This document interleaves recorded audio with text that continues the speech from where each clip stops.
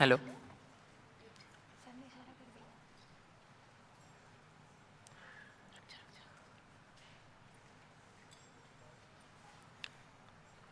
Good morning, everyone. Respected faculty members and staff of IIT Kharagpur, my dearest colleagues, and everyone present here. I, Premjit Parida, a second-year postgraduate student from Department of Mining Engineering. And I, Sandhya Chauhan, a second-year postgraduate student from School of Medical Science and Technology, warmly welcomes you all to this vibrant postgraduate and doctoral student community of IIT Kharagpur. Dear new KGPNs, today is not just an event, it's a beginning. The beginning of a dream woven into the heart of campus that breathes legacy, purpose, and vision. Welcome to your own home for the next few transformative years. With hearts filled with reverence, we now invite our dignitaries to the dais.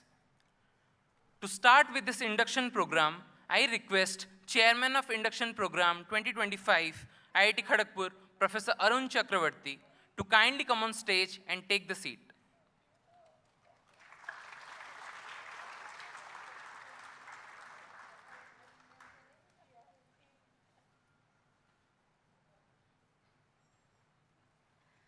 Now, I request Vice President, Technology Student Gymkhana, Mr. Sudhagani Praneeth Kumar, to kindly come on the stage and take the seat.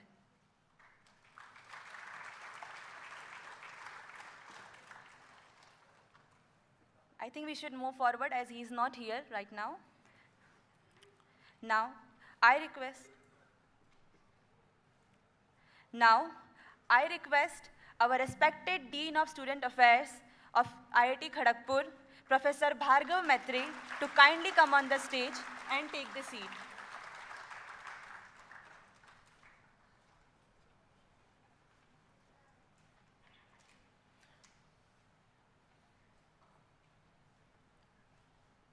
Now, I request respected Deputy Director of IIT Kharagpur, Professor Rintu Banerjee, to kindly come on stage and take the seat.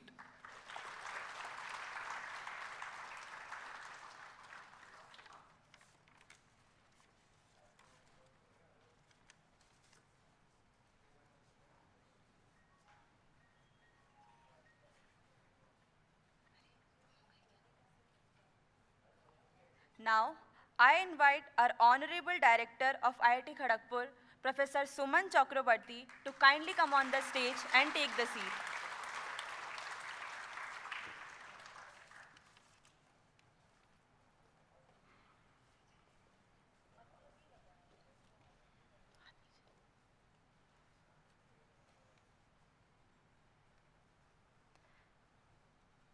Thank you to all the dignitaries. Sir, please take the seat.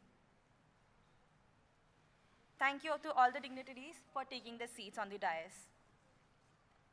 In every tradition, light is seen as the harbinger of wisdom, the dispeller of darkness, and the eternal guide that shows us the way.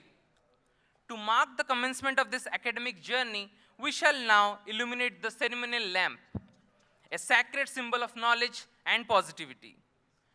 With great reverence, I now invite all the dignitaries present on the dais to grace the moment by lighting the lamp.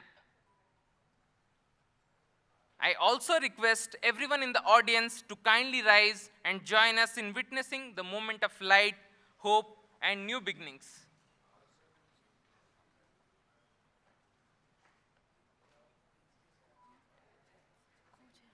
I also request all the co-chairpersons present in the front row of the seats, please be on the dais to light the lamp.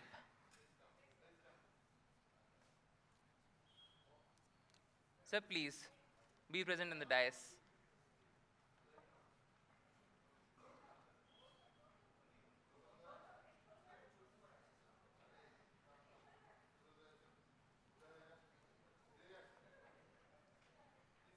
Ma'am, please join the dais.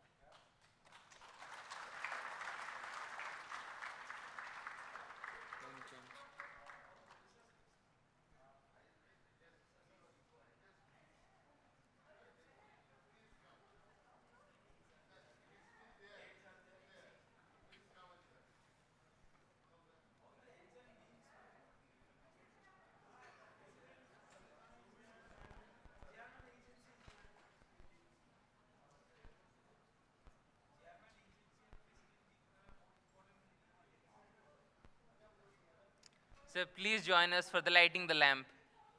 We are waiting for you all.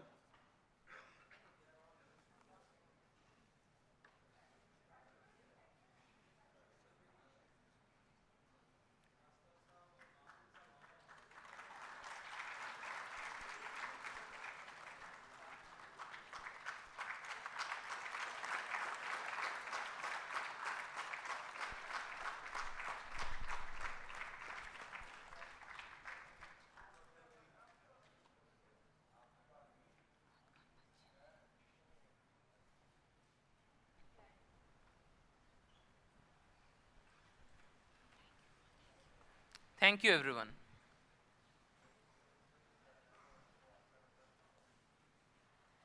Thank you to all the dignitaries and everyone. Please be seated. We shall move forward.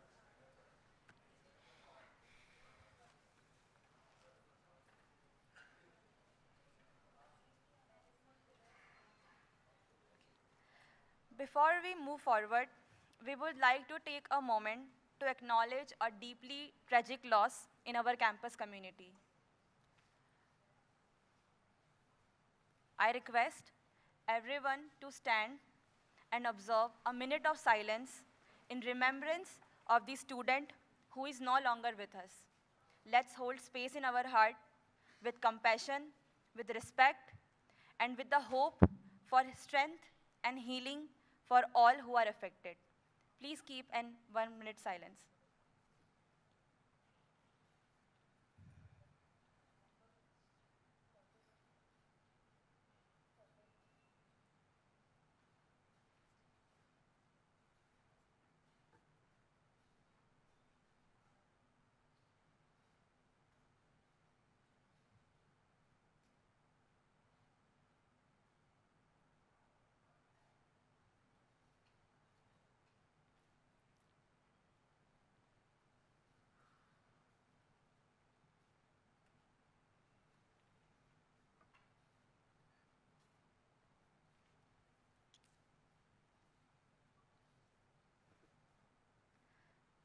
Thank you, everyone. I request everyone to be please sit down.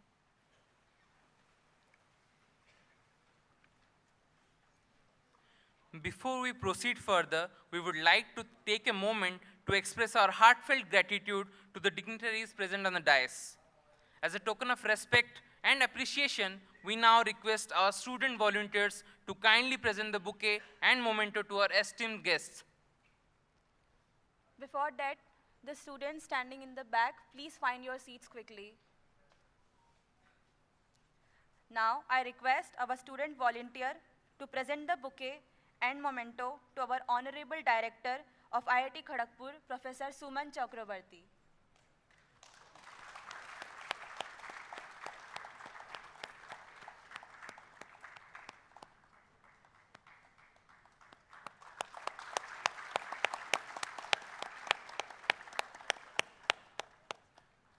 Everyone, please have a round out.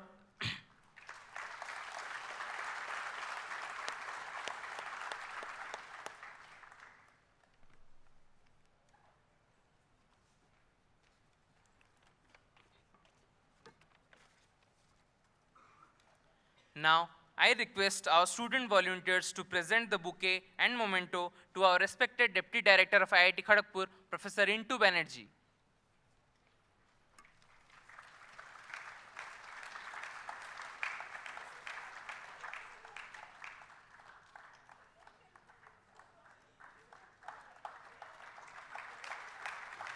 Extremely sorry.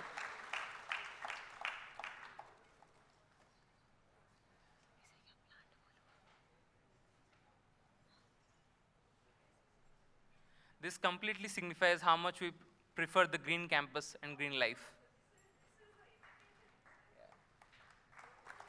Guys, please have a round of applause.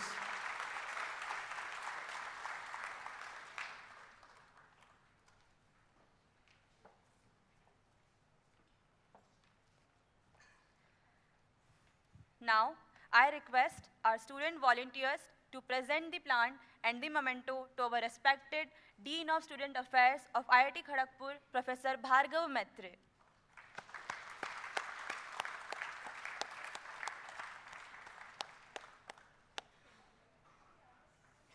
give a big round of applause.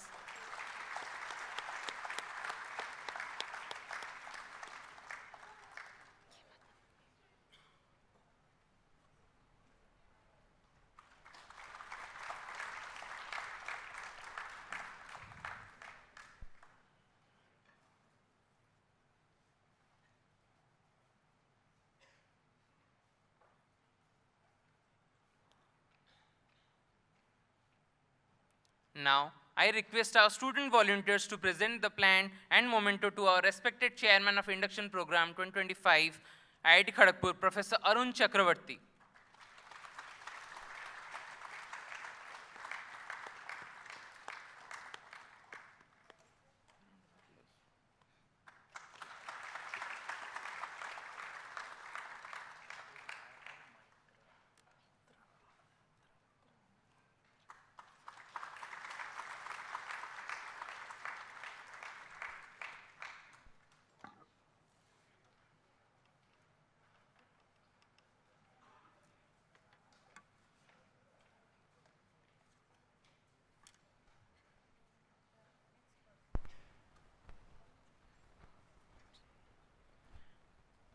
Today marks a pivotal moment as we gather to welcome you to the Induction Program 2025. As Eleanor Roosevelt once profoundly stated, the future belongs to those who believe in the beauty of their dreams. These words resonate deeply as we embark on this journey together, where each of you brings a vision and passion for advancing knowledge and understanding. Indeed, we are thrilled to welcome you all to our vibrant campus as the newest member of our academic community. While learning no bounds and when your dreams find fertile ground. So, to start this journey and introduce our vibrant community, I humbly request Professor Arun Chakravarti, respected Chairman of Induction Program 2025, to formally welcome the new postgraduate and doctoral students to the IIT Kharagpur family. Sir, please come on the...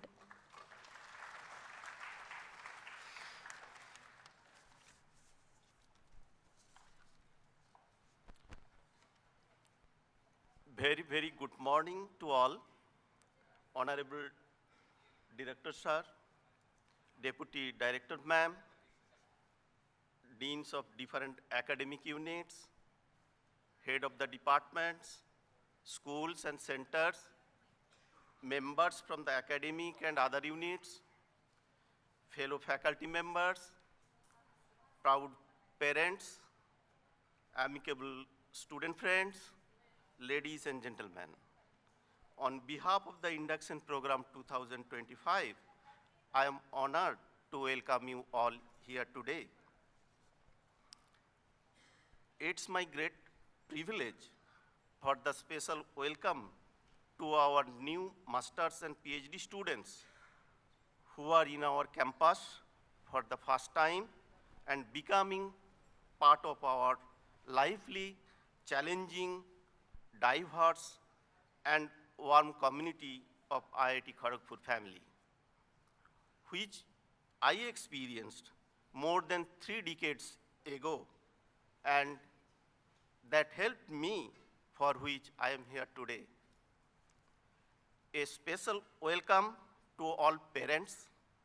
We look forward to coming in touch and know the exceptional, genius young minds you have raised. It's our constant endeavor to provide a rich array of opportunities for them to learn, to grow, to discover who they are and how they want to make a difference in the world. Thank you all. Jai Hind.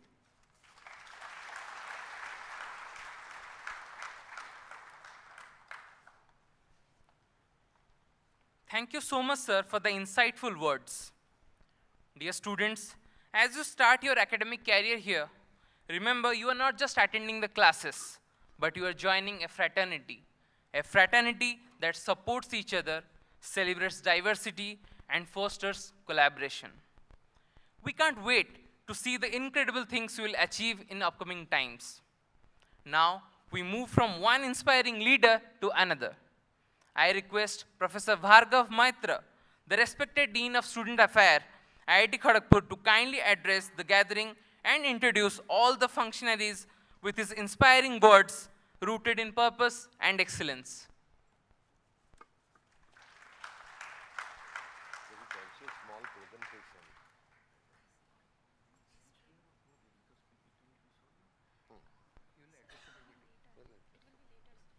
Okay, that's fine. No issue. Okay. A very good morning to all of you, my dear students. While I am very happy to see all of you and welcome all of you on my personal behalf and also on behalf of the Office of the Dean Students Affairs, there is some internal hemorrhage or bleeding that is happening because of the sad damage of our beloved student. We know that you are new in the campus. It's important for you when you come inside new premises to know the campus. Even when I joined this institute as a faculty, I did not know, where is the market and where I can approach for what problem.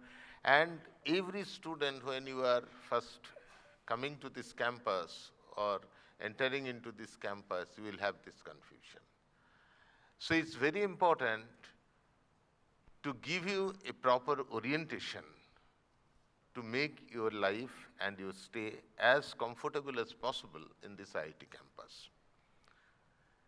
That's the basic purpose for this induction, and we will give you a brief orientation for that as well.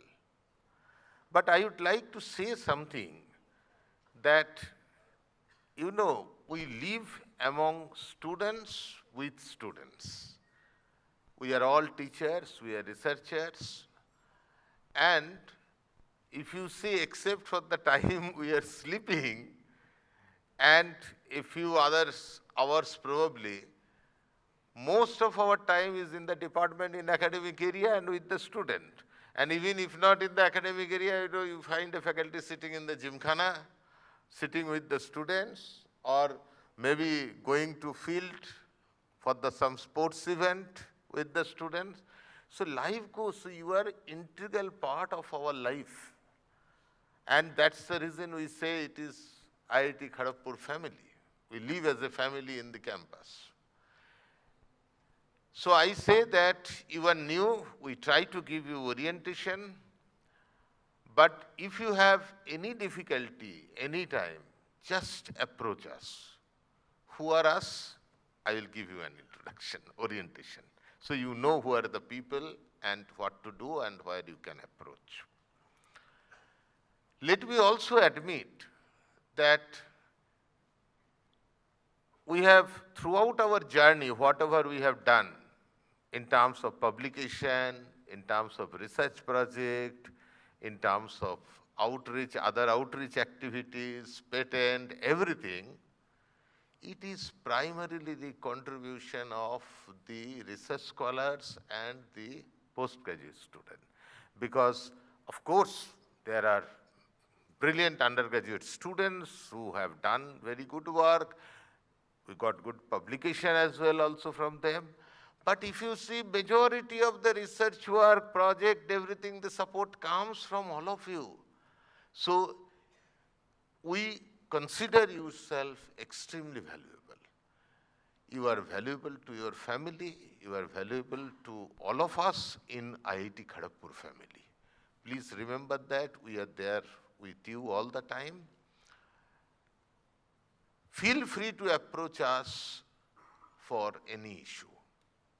Any issue. If you have any financial, there are, of course, you are masters and research scholars, so you get fellowship, but often sometimes it has happened even due to some reason, some financial issues. Feel free to approach us, right? And consider as ourselves as your family members also, right? Your parents are not here, maybe senior, elder brother, sister, they are not here. Approach us, discuss with us. and we assure you that we will extend our help. I'll give a brief orientation. As I said, that it's very important for you to know the IIT structure, overall structure, and also, who are the key people, right? So I will not ask each an individual. Of course, if you are there, just raise your hand, that's fine. So you already know Professor Shuman Chakravarti and Professor Intu Banerjee, our director and deputy director. Light थोड़ा कम करिए ना stage का, light थोड़ा कम करिए, नहीं तो दिखाई नहीं दे रहा है clearly. Okay? And in Office of the Dean Students Affair, remember that except for your academics, for everything else, this is your office. This is your office. The Dean of Students Affairs office is for students. Feel free to approach us. We have 4 associate deans. Professor Koel Chaudhary, Madam, I did not see you when we went for the lighting of lamp, okay? All the female students, this is unique in IIT Kharagpur, we have a female associate dean students affairs. So feel free to approach her. You can approach us also, definitely you can approach us. We are all teachers. But maybe in some cases you feel more comfortable to approach ma'am. Then Professor Taposh Laha, Professor Uday Shankar, and Professor Abhijit Mukherjee. I don't think Abhijit is here. Then, these are our other colleague deans. You know that we have 3 or 4 verticals. All the departments are considered under those logical verticals. So, Professor Shaival Gupta is the Dean of Faculty of Science, at least a few, let us see. Professor Kauravi Das, Faculty of Engineering and Architecture. Professor Gautam Shah, Faculty of Interdisciplinary and Biotechnology and Bioscience. Then, so for any academic reason, academic help, you should approach the Dean Academic, respective vertical. And for anything non-academic, it is the Dean Students Affairs. We have also Dean Outreach, very important, Professor Panigrahi. Then Dean International Relation, because that matters a lot. Professor Arghudev, Arghu is here, okay. The Dean Alumni Affairs, and Professor Ramgopal, Dean Infrastructure, to look at the overall infrastructure development that is happening in the campus. Then Professor Human Resources, Professor Datta, one of our senior most colleagues. Professor Deepa Dubey, these are actually we have a law school and we have a Dean Rajiv Gandhi School of Intellectual Property Law. Some of the students are, of course, from the law school, I'm sure. Some of the masters and research scholars. Then, similarly, we have Professor Sangeeta Sahni, Dean of the Vinod Gupta School of Management. Professor Ravi Brata Mukherjee, Dean Research and Development. R&D is very well supported here, and a lot of activities are happening. So we have several colleagues. I will not be able to introduce everybody by name, but you can, as we have Dean Academics, we have associate deans also to support the overall functioning of the academic dean's office.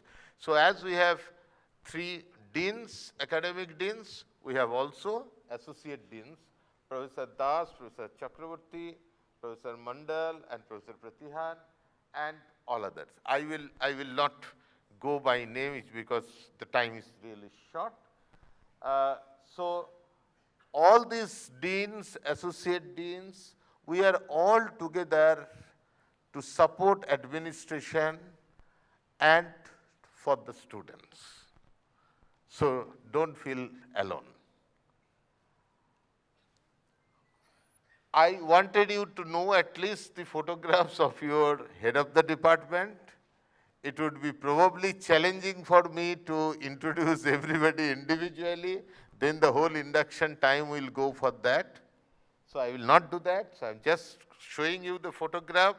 At least you know your department, so try to know the head of the department and the photo of the head of the department. So for if you are from civil engineering, you know Professor Sen, and many of our colleagues are also here present.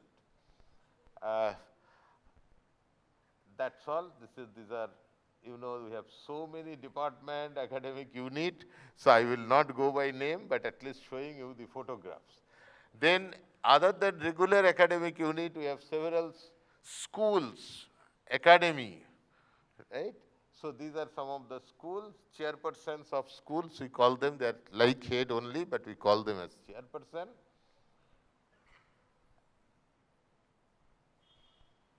It's really a long, long list. Okay. Now, here comes a very important thing for you. IIT Kharagpur operates like it's a 3-coordinate system. As we have XYZ, so here also every student almost like a 3-coordinate system. One is your department where you have taken admission. That's very important for your academics. Then another is your hall of residence where you are saying, so you feel proud to say that I am from this hall, right? So there is a bonding there because there again you live like a small group or the family. And the other one is the technology students gymkhana for all activities. I can tell you, whatever, you may be interested in football, cricket, any other sports, songs, music, anything, wherever your interest goes, you will find a society, club or something, some activities in IIT Kharagpur. They are very well supported and administration feels that we need holistic development, not just academics. It's a transformation.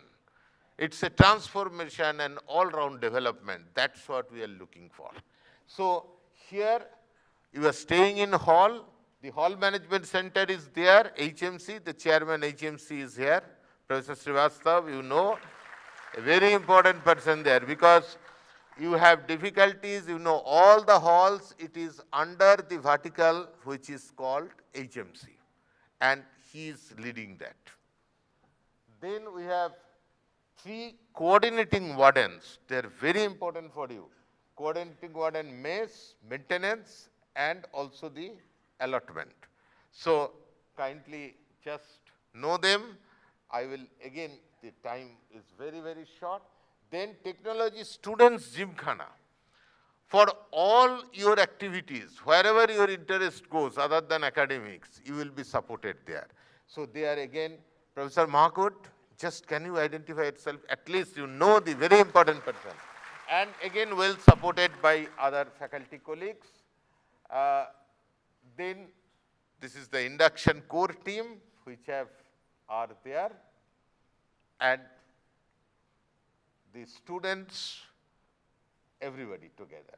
I think, thank you so much, and you will get, over a period of time, you will know more, ask your seniors, ask your professors if you have any doubt, and really have a good stay. Enjoy the stay, make it your academically meaningful and meaningful for your overall professional and personal development. Thank you so much.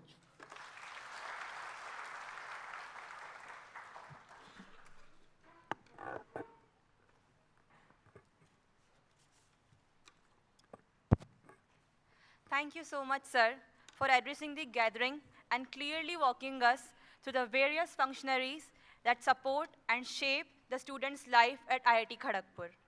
Your words have surely helped our new member feel more connected and informed. Moving forward, I request Professor Rintu Banerjee, the respected Deputy Director of IIT Kharagpur, to share her thoughts and guide us with her encouraging words. Ma'am. Thank you very much for inviting me and giving me this task to address the new students.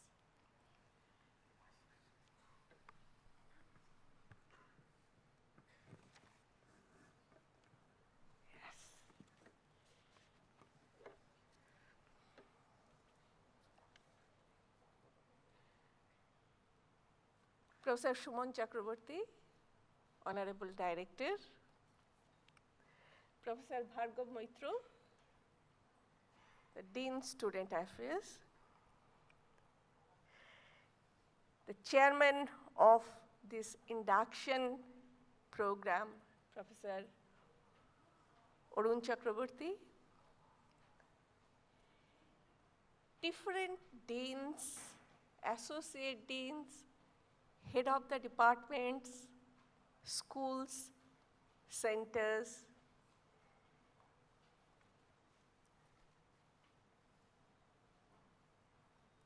the administrative officials, and above all, my dear students. I wholeheartedly welcoming you all to IIT Kharagpur.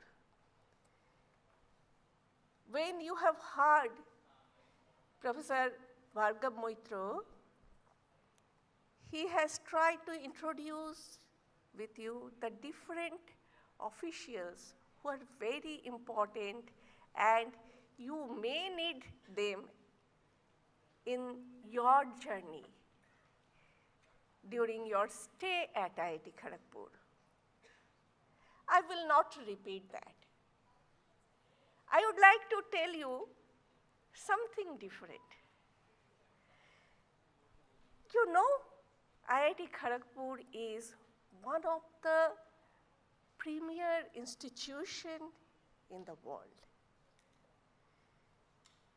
If I say so, then you must know that this is the first IIT in the world. And from here only, with the success of this institution, today we have 23 IITs in our country. This institute was established in the year 1951. And it is immediately after the independence. So, my dear students, you can understand that immediately after independence, when this institute was established, where it was established? It was established in the Hijli detention camp. And today, that particular building is considered as the heritage building of our institute. Have you seen that heritage building, the old Hijli detention camp, which is there in the other side of this particular building? Have you seen that building? Not seen. Oh my goodness. So you have to go and you have to explore those things which were there. So there, they used to put those people who used to fight for the freedom of our country. And they were imprisoned during the colonial era.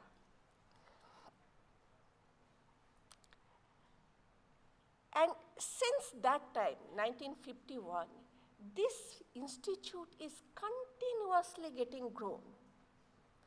And at present, when you are here, we have 60 different departments, centers, schools, and including 2 academies. So you can understand that how big is this institute academically.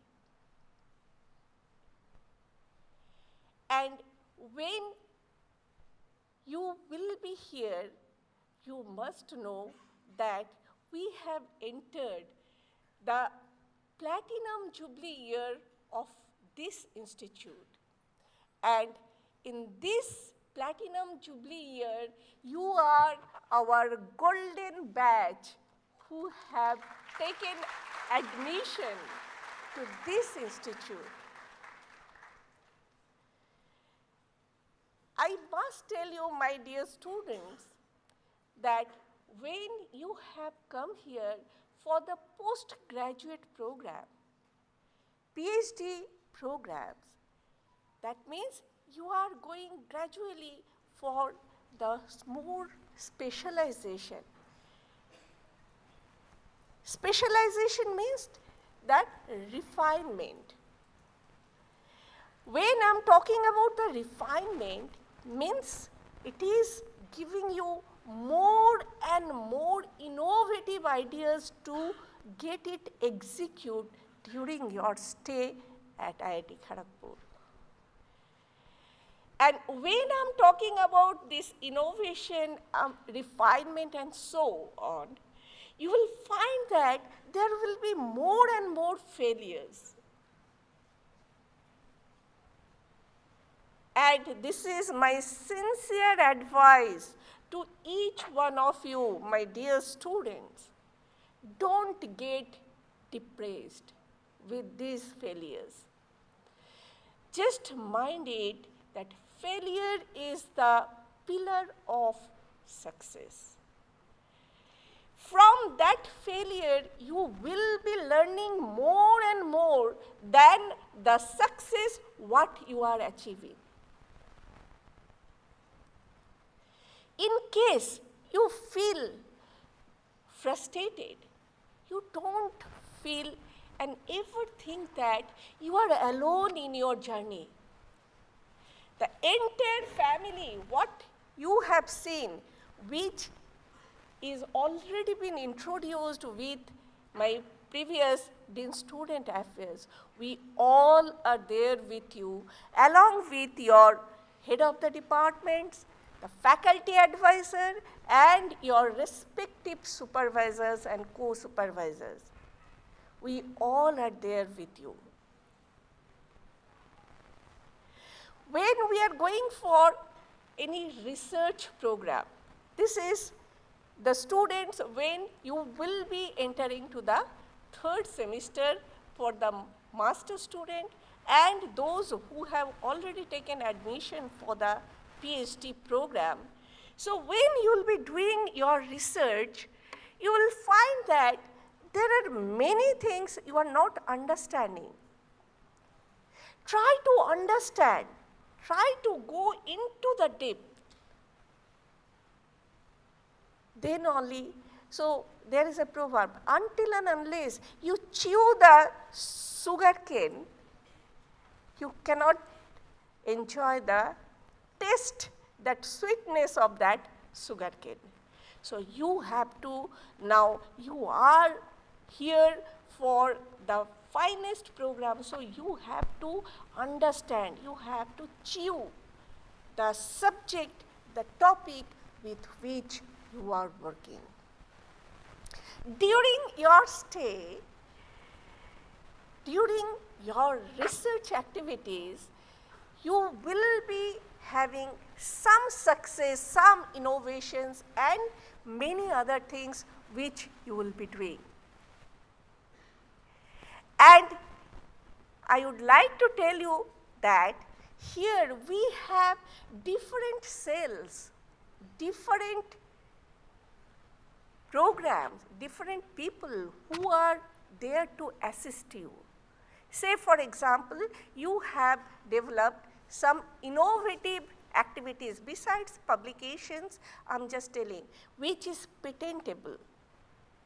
We have a patent cell. We know how to protect our intellectual property. You want to go for patent filing, you may go for copywriting and so on.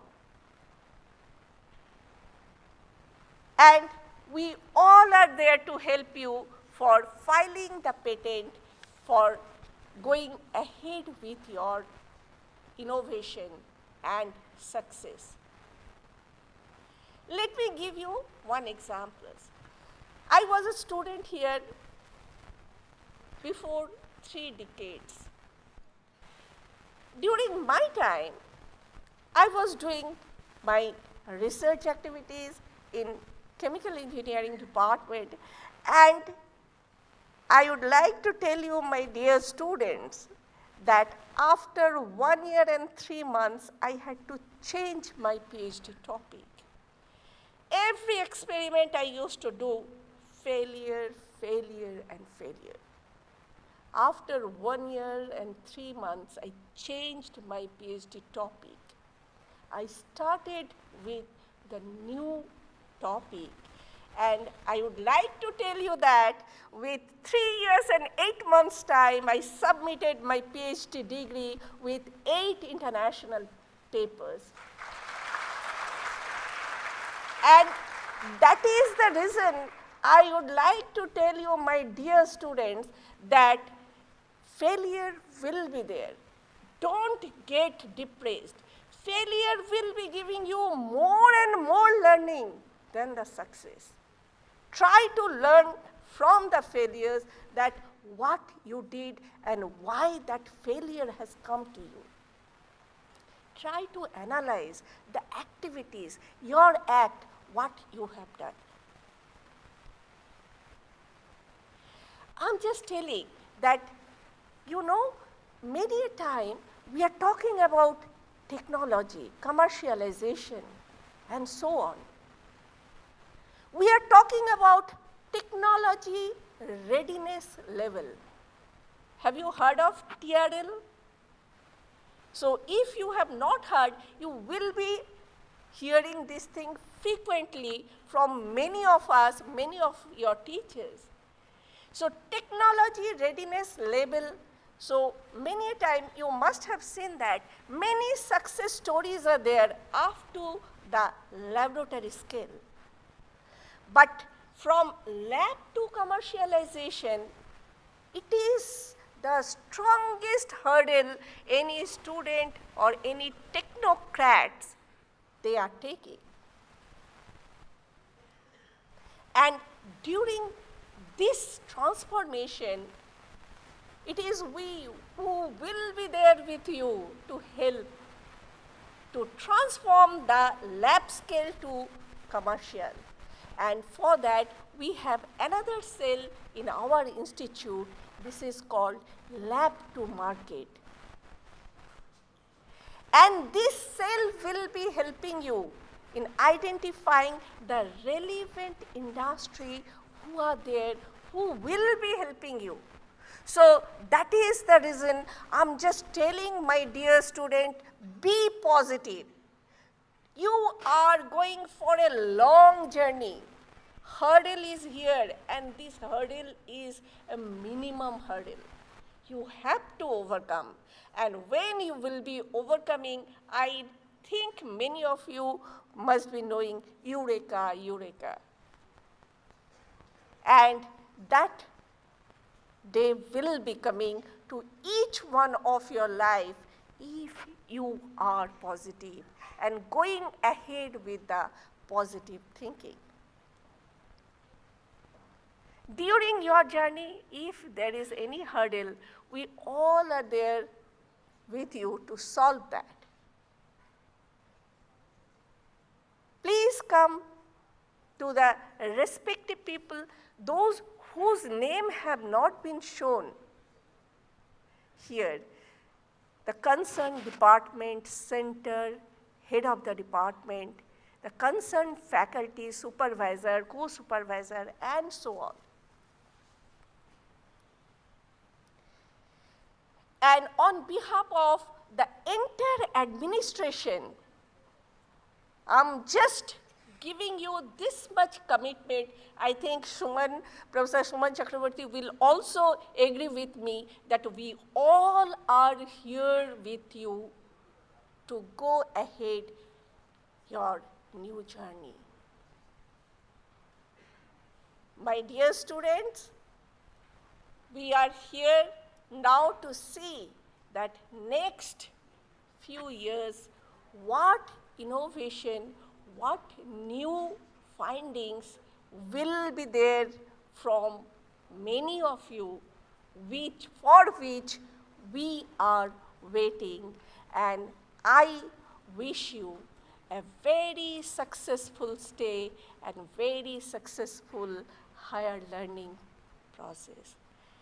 Once again, I wholeheartedly welcoming you to this new institute, the Institute of International Repute, and I pray to God that your stay should be smooth and enjoyable.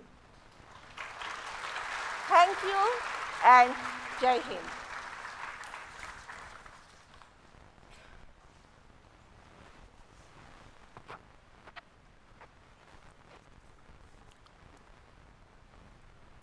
Thank you so much, madam, for such insightful knowledge. Your journey is a reminder that with passion and purpose, we can lead change and create history. And now, we move forward to hear from a visionary who is shaping the very future of this institute. The world doesn't need more technocrats. It needs humans who can think and feel. These are the bold and transformative words of a man who is redefining the future of education and research at IIT Kharagpur. A pioneer of affordable diagnostics, a recipient of Infosys Prize, and the name that resonates in global academia. With great pride and admiration, I invite Professor Suman Chakravarti, respected director of IIT Kharagpur, to address this august gathering. Sir, the stage is yours.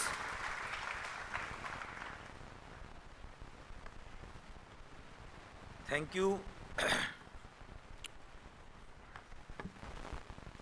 Respected Deputy Director and all the other academic deans, different administrators. I do not intend to mention individual names because of interest of time, but you will know about them. But for me, most important, my dear students. First of all, I heartily welcome you to this great institute, and I understand that all of you have worked very hard to get into this by virtue of be it a GATE exam or any other forms of entrance exam, and you have got definitely the reward. But this is not the end, this is the beginning. From my reasonably long experience of teaching at this institute, and I think all the senior professors who are sitting here will agree, that the most important students of the institute are the postgraduate students, masters and PhD. Why? I will tell you. Our undergraduate education is very well known across the world. But in the transforming world, to set a trend, undergraduate education is not the most important thing. What is most important is how do you drive your innovations and your scientific and technological pursuits to address global challenges and national challenges. And because of the limited scope, despite the brilliance of many undergraduate students, it is not within their scope. It is within the scope of our masters and PhD students. Over a long period of time, IIT Kharagpur has done very well in the research forefront, publications, patents, technology transfer, etc. Somehow, the perception of IIT Kharagpur is projected in a way that these accomplishments are not duly recognized. And these accomplishments will be evident if any of you look into the details of the different ranking matrices, be our NIRF, be the QS world ranking or any other ranking matrix. You look into the publication and the research outcome. IIT Kharagpur is unbeatable. So who have made this unbeatable? It is students of your level, masters and PhD students. So you are going to be the heart and soul and the driving factors of this institute. Get prepared for this. You are all new to this system, and therefore you will have several uncertainties in your mind.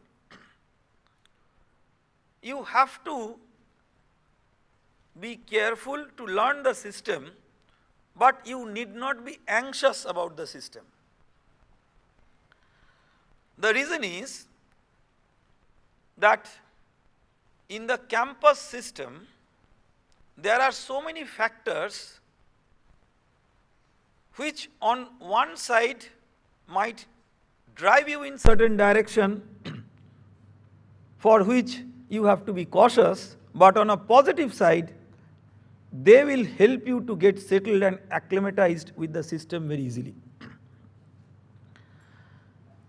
This introductory program that we have, which we call as the so-called induction program, will give you a glimpse of what are the important things and aspects which you should look for a quick settling onto our campus. So there will be a part of this program subsequent to this where those aspects will be highlighted. Now, I want to tell you that you have joined IIT Kharagpur as a student in a historic juncture.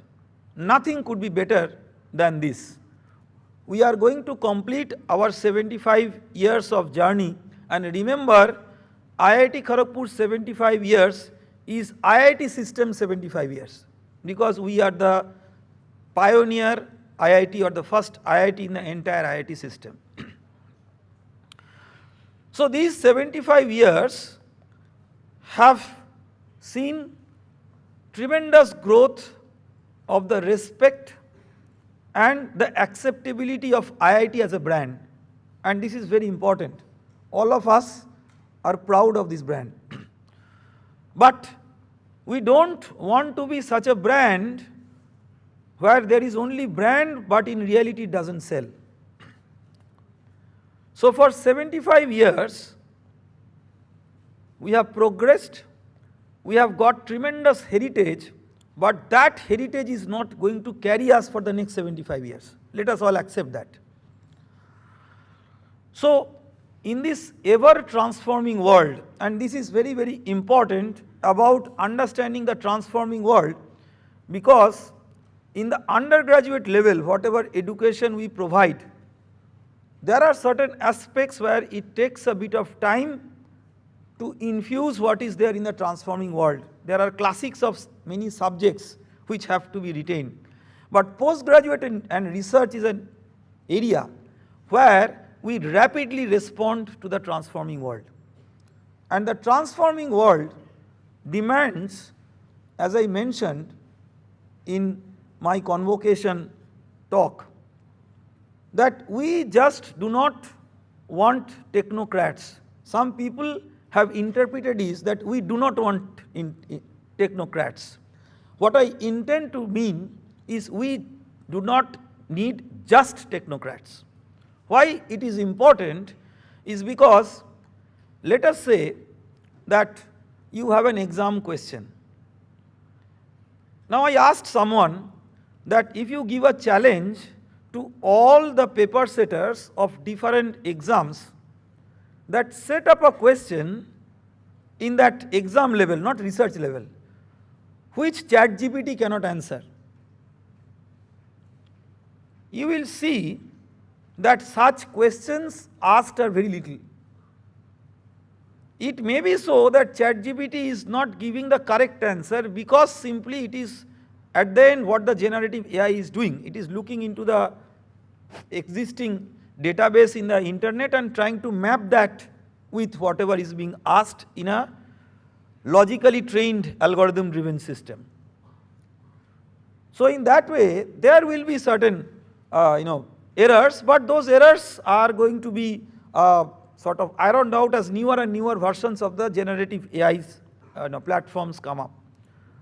So when that thing is there, I am also addressing the teachers in the same way, then what we are going to teach? Simply by saying that you are not allowed to use ChatGPT for your homework, I do not think we are doing great things. Because in the real world, when you go to an office, nobody will tell that you are not allowed to use ChatGPT. In fact, when I first joined the director's office, the first thing that I trained to my PAs is how to generate a letter using ChatGPT. So the whole idea is not to somehow be skeptical about this, but try to have your education and orientation in a way that you do not become slave of AI, rather you drive the AI in the direction you want to be. And that is what which should combine transformative technology with the human essence. Very important is ethical use of AI, and this is going to come up as one of the major aspects of study in any area. When we were young school students, an essay would be commonly asked in the exam, science a blessing or a curse. Now that is being replaced by AI a blessing or a curse, because days are different. So we have to think about it just like any tool of technology. It can be used for whatever purpose. Now what is the purpose for which it has to be used, or it should be used for the advancement of science and technology and also for research. I am mentioning this because there is a whole lot of debate in using generative AI for research. There are many research scholars who are new research scholars who are part of this program, and I would like that all of you please discuss with your supervisors about the correct and the ethical use of generative AI for all your work. Do not get into such a state when you become an extreme. That means, no, we should not use that, or everything will be generated by that. So you have to develop certain skills so that you will be able to make the best use of it. In our research scholar days, we used to struggle a lot in doing a literature survey and finding out that what is the work that has been done in that area. Now with the generative AI, that becomes quite easy. So try to make use of that, because that is not, you are not inventing anything, you are just studying what other people have done. But when you are asked to be original, be original. If you have used such generative AI for some of your diagrams or some of your write-up, make a declaration of that I have used it. This is what is ethical practice. So try to practice this, and I would emphasize to the academic deans that please make a policy of use of such things for our academic purpose, so that there is a clarity and there is no misunderstanding in whether we should use, not use, etc. Now this I gave you as an example just to make you aware about the transforming world. If I was the director 5 years before, I am just imagining a hypothetical situation, this is not a point I would have mentioned. So you have to be geared for the transforming world, and next 75 years of what IIT Kharagpur will be doing will be defined by you, because you are the first batch admitted in this Platinum Jubilee year, or the eve of the Platinum Jubilee year. So the way in which you will be progressing in terms of research, in terms of your postgraduate studies actually is going to define how IIT Kharagpur is moving, not what professors are thinking. My second bit of point is that you are all smarter than your professors. Try to exercise that. When I joined as a PhD student, we are all prehistorical age people as compared to all of you, but at some point of time we were student. Now the challenge is we have become like grandfathers. Three of my own PhD students are your faculty members. So therefore, I am almost effectively like your academic, grandfather. So treat me in that way. Do not treat me like a father, treat me like a grandfather. Grandfather is always better than father because grandfather ignores certain things which father doesn't ignore. So one of these students, I am not naming, so not when he became a faculty, but when he was a student, he told me that, sir, at your time, was punch card used for? I said, no, we are not that, prehistorical. That was in my father's time. So given that thing, but things are rapidly changing. So all what it means is that our students know more in certain things than us. Let us accept it, and I think that is the best way in which all of us can learn. So give an opportunity for your teachers to learn. This is my second point. Believe me or not, after joining IIT Kharagpur, the amount of knowledge that I could gather or learn, 99% of that is from my own students. And this I must recognize in this platform. And from which type of students? From students like you, who are, the postgraduate students. And this is something which anyone should do. See, if I am to learn from you certain things in a topic which in my school days or college days were not there as a subject, it doesn't mean that I have become a fool. Imagine if your grandfather has to learn how to use smartphone for WhatsApp call, that doesn't mean he has become less wise, right? So it is something like that. So all what it means is that we should have this reciprocal learning at this high level. It is different from at the lower level. When you are at school, you are almost having one-way learning. Teachers are telling something and you are accepting it. At this level, it should be reciprocal learning. So when, coming back to that, when I was a, research student, I did not have the courage to ask my supervisor, but I asked someone else. That we know that BTech or whatever, it has a degree requirement. Even MTech has a degree requirement. So how will I know that I have done enough work for my PhD? This is a very important question. And when I asked someone, then the first answer was, that is why the name of the degree is Doctor of Philosophy. That means while working with this, you become more philosophical. So the answer then came up, and which is a very interesting answer, that when you start with your PhD, you know very less about what you are going to do, and your supervisor knows more. Maybe supervisor also knows less on that because it's a research topic, but at least more than you.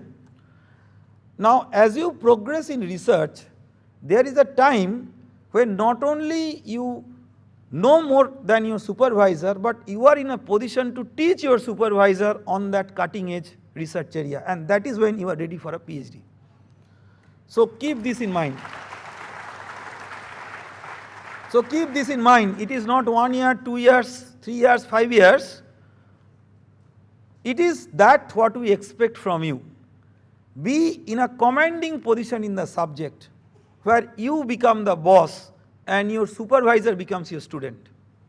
At least I do it like that with my own students. So far, if my count goes correctly, 59 of my PhD students have already got their degree. So I think I have enough of a bandwidth to at least appreciate and tell that what it means to work with a PhD student and a master student. Tremendously refreshing as a teacher, and please give that refreshing experience to all your teachers with whom you would work. Try to develop an informal relationship with your departmental and the hallmates.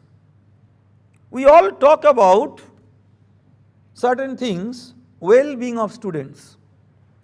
When I first sort of assume this responsibility, because of obvious reasons, and you will understand that for whatever reason you will have the clarity of understanding, that I had to emphasize on this aspect. Whatever name you give, the matter remains the same.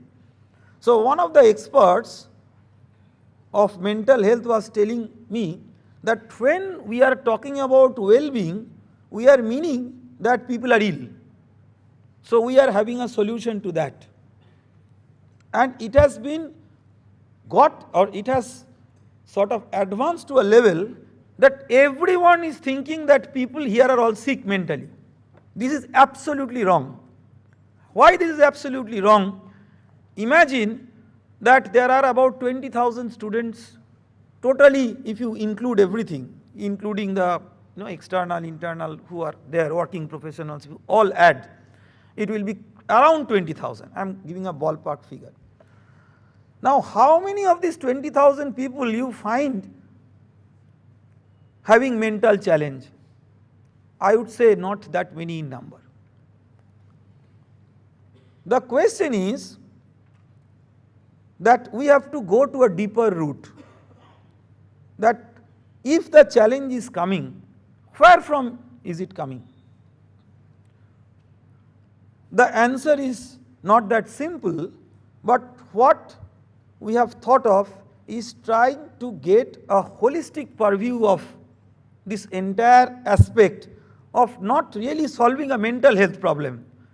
So mental health problem solution is one part, and believe me or not, everyone here has the mental health problem, and with absolutely no exception, and this is really true. I am standing here, I also have mental health problem, but because I am of your grandfather's stature, I have seen many ups and downs in life, I know how to absorb the mental health things. At your young age, you may not have. At our level of your young age, we used to have that. Why you know? Because we had a natural flair of mixing with people. I can remember that the way in which we were scolded, school, college level and so on, with all sorts of animal names associated with us. So, school level physical beating, after that mental beating.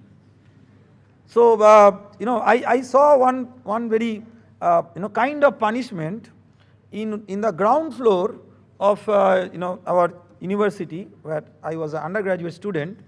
One of the very senior teachers, he gave a punishment to a final year student standing on the bench, so that the junior students who are moving out of the window, they can see what is going on.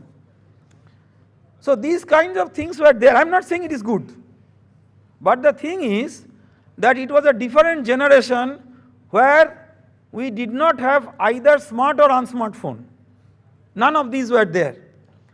So what we used to do, not that smartphones did not exist, they existed, but they were, at least in our college life they existed, but they were not really common to students.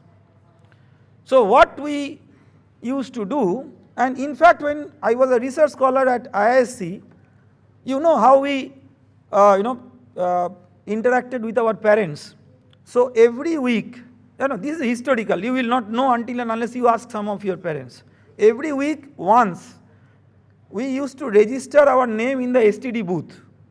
After 11 p.m, the rate will become less, and then once in a week, I can speak with my parents for about 20-30 minutes and summarize what happened in the week. So that was the thing. None of us had any mental health problem. We got many, exams where say someone out of 100 getting 10. And the person was very depressed. Someone said that with this teacher 10 is very good, actually most people get 0. So we found that it is all right. This is a part of life. So many people will get 10 in the exam of this professor, but when the students come out of that, they will become great alumni of IIT Bangalore. So we did not care about this. The present director of IIT Bangalore, Professor Rangarajan, was my maths teacher. And this is the thing just I am telling informally. Someone may record and tell it to sir, it is okay. I think he will tell it, he will take it lightly. So his name is Professor G. Rangarajan, but we used to call him C. Rangarajan because in most of the cases his grade was C in the exam. At that point of time. So after that, I think, usually young faculty sometimes are very tough. Then when they become grandfatherly like us, they understand what is life. So I think, sir now is very sort of, whenever I meet him, I never have the courage. So when he said that welcome to the directors team and all, there is a WhatsApp group of all the IIT, IISc directors.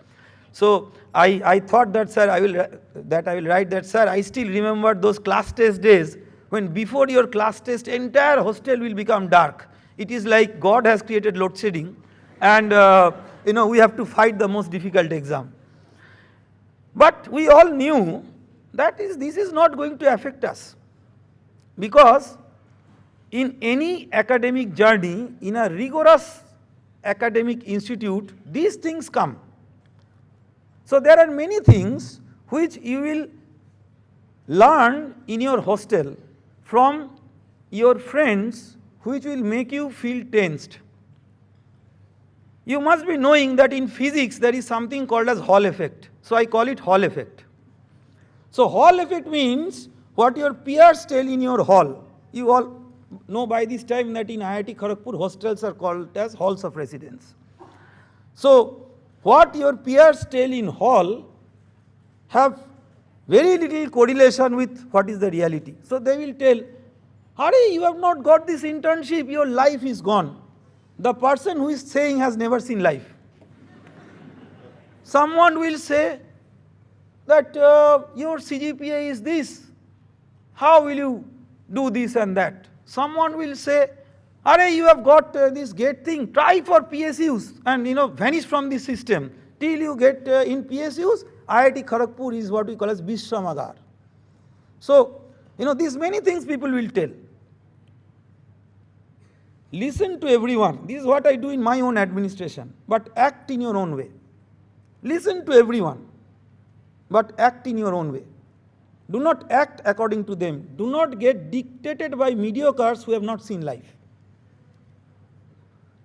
Try to ask yourself, and then you will realize that the great alumni for which IIT Kharagpur is so great, at different levels they have graduated. Undergraduate, masters, PhD program, look into this. How many of them were toppers in their own class? Make a correlation. You will realize no correlation. Some of the batch toppers have done really well, exceptionally well.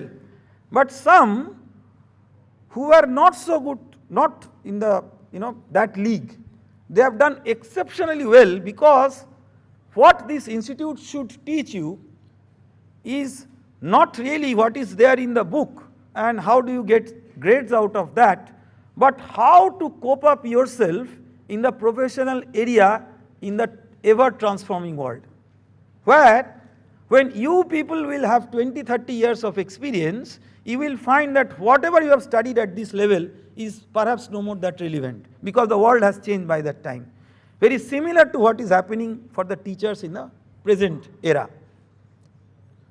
So overall, what we have tried to do is to build up an app which is known as Setu.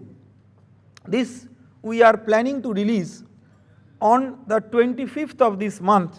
It is a plan. Whether we are in a position to do that or not, it depends on our technical team, which is working day and night to work on this. So what is this about? I will tell you in summary because of the limited time, and I will give a detailed presentation on this on 25th of July when I interact with the first year BTech students. And it will be recorded and it will be presented to you also. I am just giving you a summary of what we are thinking. See, when you come to the IIT or any other place, you have to know what it is, I mean, where things are there. So if I go to a place, I first try to find out, where are the good restaurants. If I feel sick, where I should go. If I want to play football, whom I should contact. So these are, certain basic things. So these information will be there. There are three important pillars of your student life. One is your hall of residence. Another is your department or center or school, which we call as academic unit. And the third is what we say as the Gymkhana, TSG. So by Gymkhana, do not try to map it with a bodybuilding exercise. Some people do that, and for people like me who are not at all muscular, will try to get away from this. So it is not like that. So what you do at IIT Kharagpur is your studies, and of course hall of residence is very important because you have to get familiar with your lifestyle, and the hall takes care of the lifestyle in a very natural way. But what is beyond that? I was talking about our young days in the student life. So with all those stresses, I still remember there were exams in which I did horribly bad, but that did not define what I am today.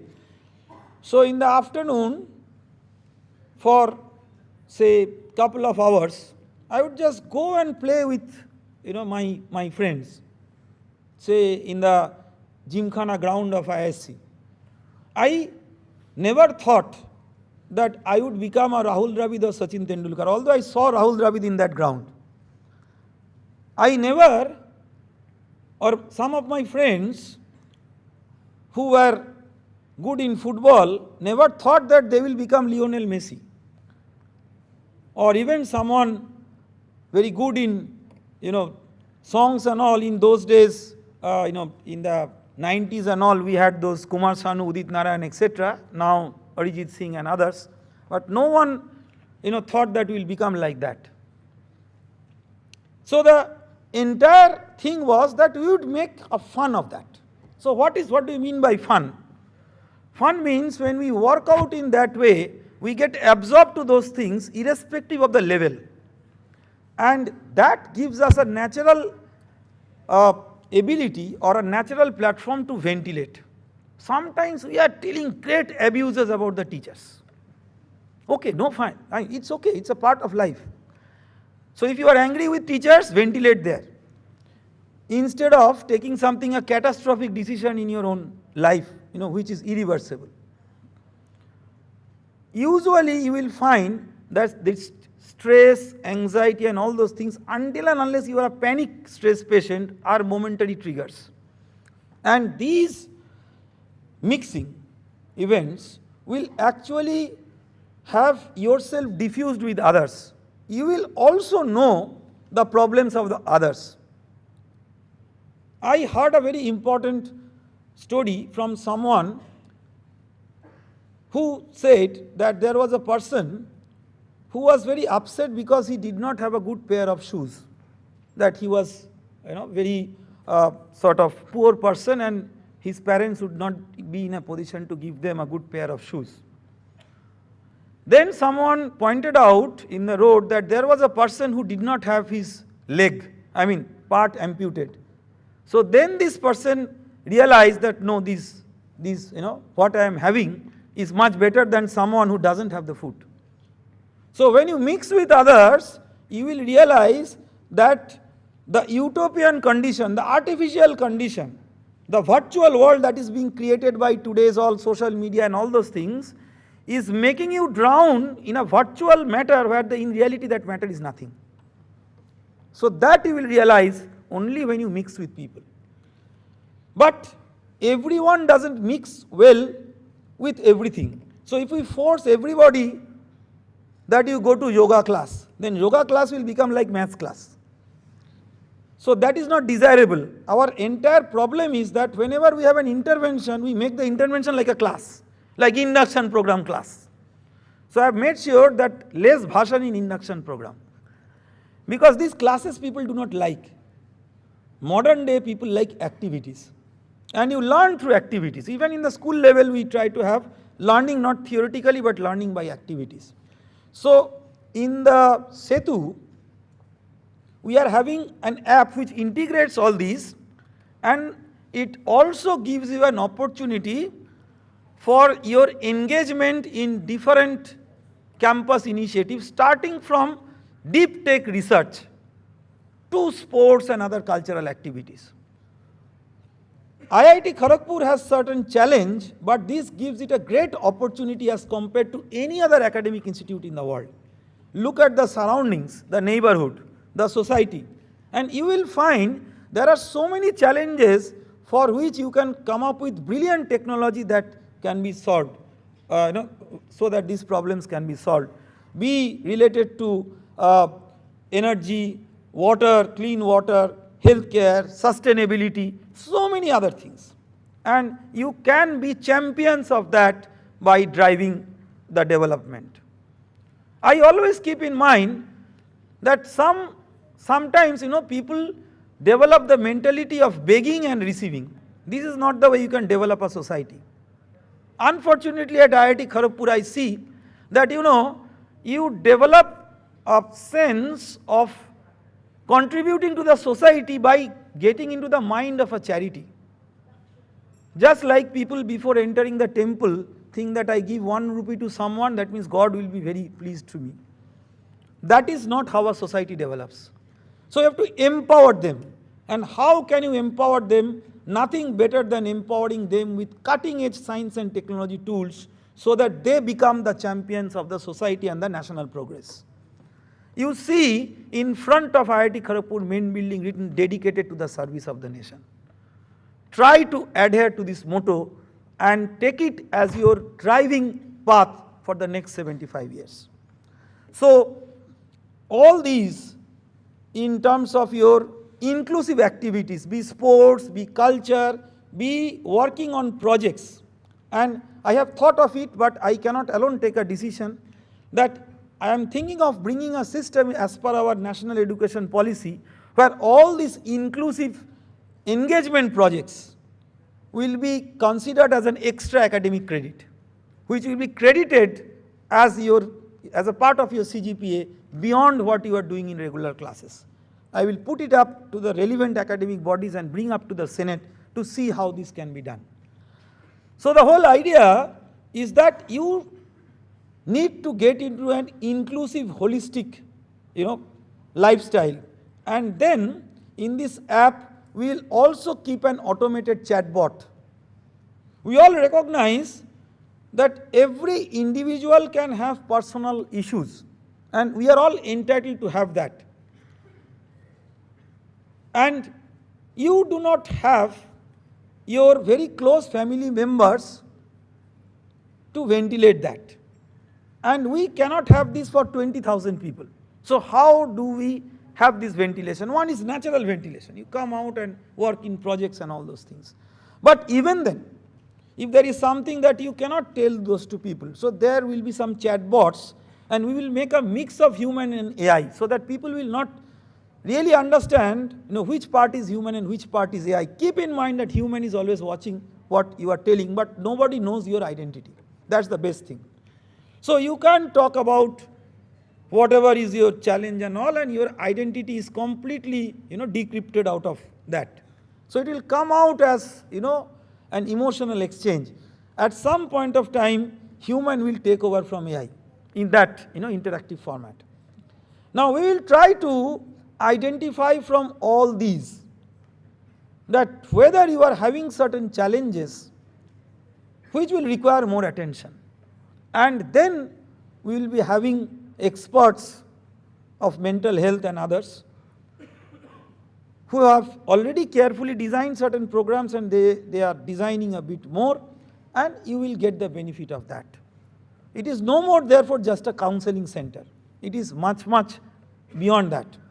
But having said that, to a large extent, who can drive the positive thing that people even do not think about it? It is no app, no AI, no psychology expert, it is you. You are the students, you are your own vigilant people. Every wing, we will make a task force. Already we have started making it, but we will formalize this in a different way, where everyone will be careful about what is happening in the other room. You have to come out of silos, not in the electronic world in the room where you do not know who is there in the next room. If someone is suddenly having a behavioral change, try to locate that. We will be having our own technologies, cameras in the corridors, etc. But this is nothing. This is just basic safeguard. But as humans, you have to be extremely vigilant. No external person can do it better than you for your own friends. So this is something which we are going to emphasize as the most emphatic part of the students' wellness. Of the students, by the students, for the students. So you should be having a strong vigilance and report anything to your assistant warden, or whoever who is in your direct interface, maybe faculty advisor in the department. Something is happening. Some student maybe was very interested in studies, suddenly has lost interest. Why it is happening? Some student who was already never interested and nowhere interested, no problem. We are happy with those students. Always uninterested and is casual, but those students actually do very well in life. So the whole idea is that try to have your own well-being in your own control, one in the app and other through your human interventions.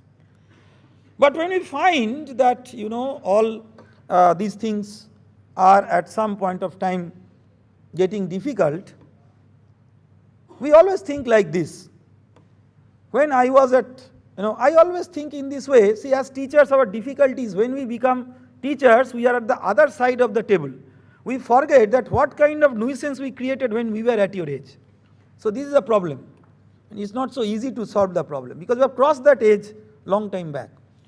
So when I sort of tried to look into that, when I had my difficult times in my hostel life, even though I was, like say at around your age, even at that age. So at some point of time I thought that maybe had my parents been there. Usually when you are at hostel, you would not like your parents. Because you have the freedom, parents will always, what you are doing, almost like a human vigilance. So nobody likes it. Nowadays in nuclear family it is much more. But the beauty of having parents is that when you are at a difficult moment, you remember them. Even say my father is a very elderly person and he doesn't have any physical ability to do anything, but when I am in difficult moment, I think that if I had talked with my father, knowing fully he cannot solve any problem. So this happens. So for that, we try to have a system to give a human touch to our interface with you. And for that, we have already registered, I think Professor Uday Shankar can tell the right figure, but more than 50 number of mothers, volunteers who have volunteered for this. But I would like to emphasize that some people have given it a name campus mother and nothing called as campus mother. So then people like us who are fathers, we feel that we are deprived of that prestige. So it could be campus father, mother, brother, sister. So when I was a student in a school, Christian missionary school, we had someone called as brother. So it is, so one has to, and when this terminology was known, so some feminist activists were very strongly saying that this is what is gender biased and all, nobody knowing what it is. Suddenly saying that IIT Kharagpur is in a gender biased environment. I do not understand what it is. We have not released any program. So it is, I am just trying to clarify that it is not father, mother, sister, etc. We are going to have your companions. Some of them will be represented by mothers, some may be fathers, some who are not mothers and fathers but other volunteers. It is basically personal peer. It is gender agnostic personal peer.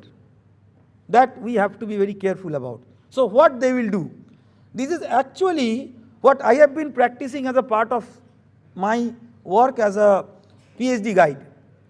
Every time and again when I find that there are certain things to discuss and maybe some difficulties with a student, I used to take them for some kind of food or just spend some time. Some psychology experts started saying that this is not a substitute of anything. We are not thinking this as a substitute of a structured mental health solution. This is a supplement. If you are taking a medicine for a disease, still you require a food supplement. And I think peer connection is a supplement that is very much required. If you are recovering from a disease and you get a good peer relationship, your recovery becomes fast. So that is the kind of environment that we are trying to create by giving a personalized touch to the students' well-being. Maybe it is not scalable and it is not required for everybody. But if we find that there are students for whom it helps and they are not having their parents and they are suffering because they are a bit introvert, they cannot express things to others, we will have those companions with you. Very silently, they will take you for tea, coffee, etc. We will try to understand your problem, but we are going to give them orientation by experts so that they do not over-supervise and create panic by giving phone calls all the time. So, overall, what I intend to say that you are the batch who are going to drive the new direction, new hope of IIT Kharagpur. We as teachers are there to back you up. We are not going to be your tutors, just like what you had maybe for your whatever exam, GATE exam preparation or whatever you did. There is no such tutor concept when you are into the IIT system. But we will be there behind you.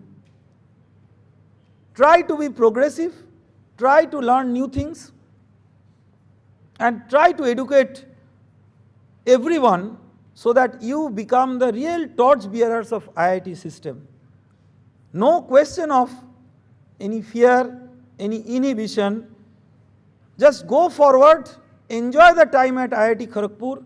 If you find there are challenges in whatever way, as the Dean Student Affairs said, be financial, be any other thing, make sure that you express it to an appropriate person. If you express it, 100% guarantee it will be taken care of. 100% guarantee, without any, a little deviation. So, be assured that you are going to be cared. But I do not prefer over-caring you. You are all at a matured stage. The life is yours. Have a proper, enjoyable life on campus. But wherever we feel or you feel that some assistance is needed, we are going to be there with you, starting from as a friend to like a grandfather like me. Thank you very much and wish you all the best on the campus.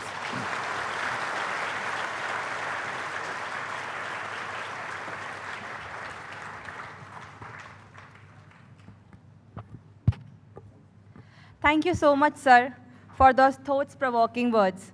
Your belief in combining emotional intelligence with technical brilliance truly inspire us to reimagine what it means to be a scientist, an innovator, and most importantly, a human. Under your leadership, we are not just shaping our future, but contributing to a more meaningful world.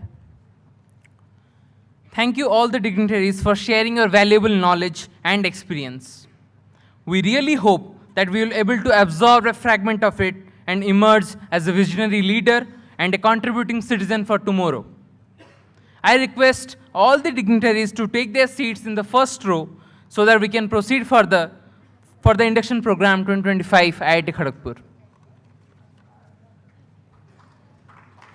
Please have a round of applause.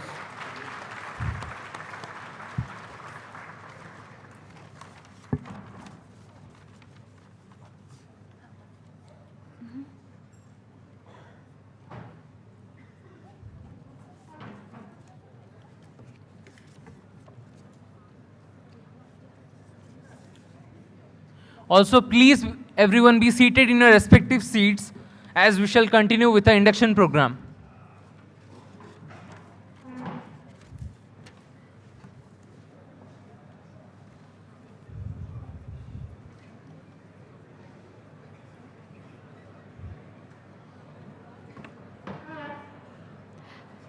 Thank you all for your cooperation so far. It's truly heartening to see such respect to the speaker and the event. Let's continue maintaining the wonderful decorum throughout.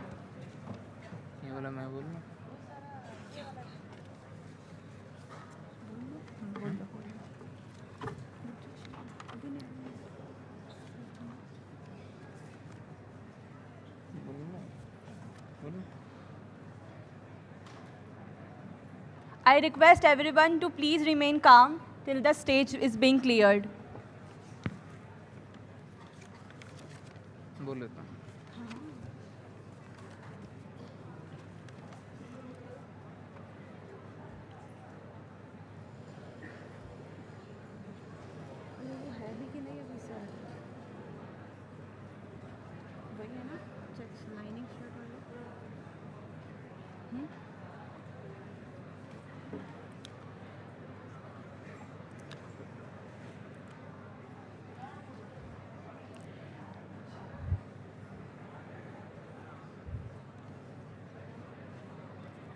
I request to everyone, please keep the side conversation aside and let's focus on the event.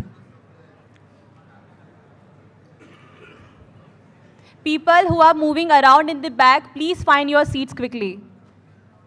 Everyone, please be seated in your respective seats.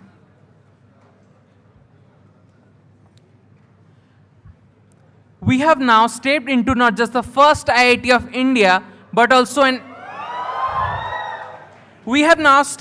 just the first IIT of India, but also an institution whose origins are deeply intertwined with the vision of a newly independent nation. The foundation of IIT Kharagpur stands as a tribute to India's aspirations to lead through knowledge and innovation. Its journey is so rich and inspiring that words often fall short. So, to immerse ourselves in the legacy of this esteemed institute, I would like to request Professor Bharat H. Ethal, Associate Professor at Ranveer and Chitragupta School of Infrastructure Design and Management, to introduce our gathering to the remarkable history of IIT Kharagpur.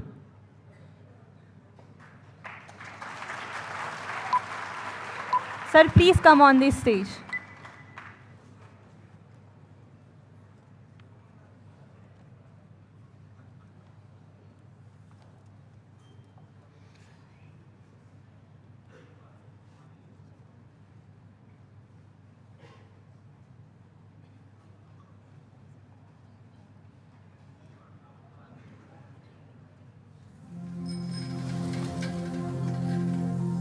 Wow, this is such a nice place and it's so huge. Of course, it has to be huge.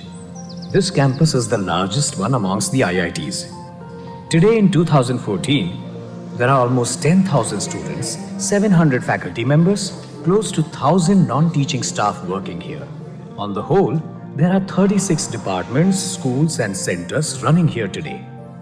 Well, Dadu, you had told me while we were coming here that this place has a unique history and that it was once a jail for freedom fighters. No, that is not this building. This is the main building. I was talking about the old building, which is now called Hijli Shahid Bhavan. Let's go there, shall we? Come.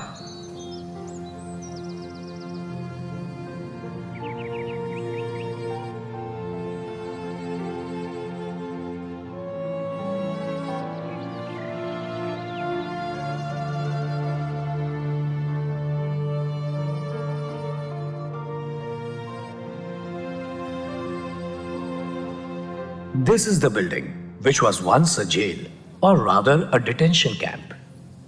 This one? But this does not look old at all and not even like a jail. It's only natural. You know why? Listen, the then Lieutenant Governor of Bengal, Andrew Fraser, once decided to divide Bengal and Midnapur into two parts. he sent the proposal of this plan to the Viceroy at that time, Lord Curzon. So Midnapur district was to be divided into two parts, Midnapur and Hijli respectively. So around the year 1913, they bought a huge chunk of dense forest land called Sonamukhi Mauza right here next to Kharagpur and started the construction of this building. But the plan was never executed. And why was that? Firstly, a lot of people from different stratas of society protested the execution of this plan. And secondly, because the government fell short of funds to carry out this plan. Another important factor was shortage of drinking water. In 1921, the proposal of dividing the district was finally scrapped. Meanwhile, the entire country was witnessing an upheaval of freedom struggle. In 1927, Dinesh Gupta formed a branch of Bengal volunteers in Midnapur.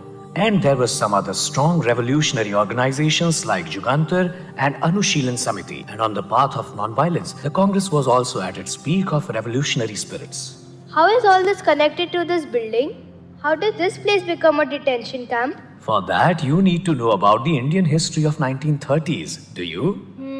1930. That year, Gandhiji started the civil disobedience movement triggered by the Dandi Salt March on 12th of March, followed by the boycott of British goods. So the freedom struggle was basically a huge wave of disturbance and annoyance for the British government, which made them amend the Bengal criminal law in April 1930, which resulted in the arrest of a large number of freedom fighters who were revolutionaries and not thieves or dacoits or murderers.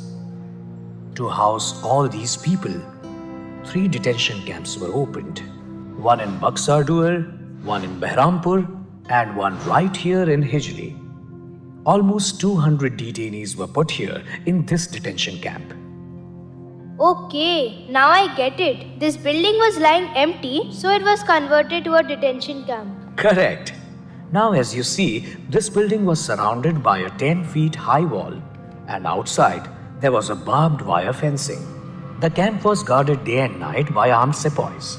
Beyond the walls, there was a dense forest, so you can understand that escaping from the camp was next to impossible. The detainees used to play football at the surrounding fields and even perform theatre here. Not only that, a lot of detainees gave their university exams from here itself. The detainees were left open during the day. Only at night, they were kept under lock and key.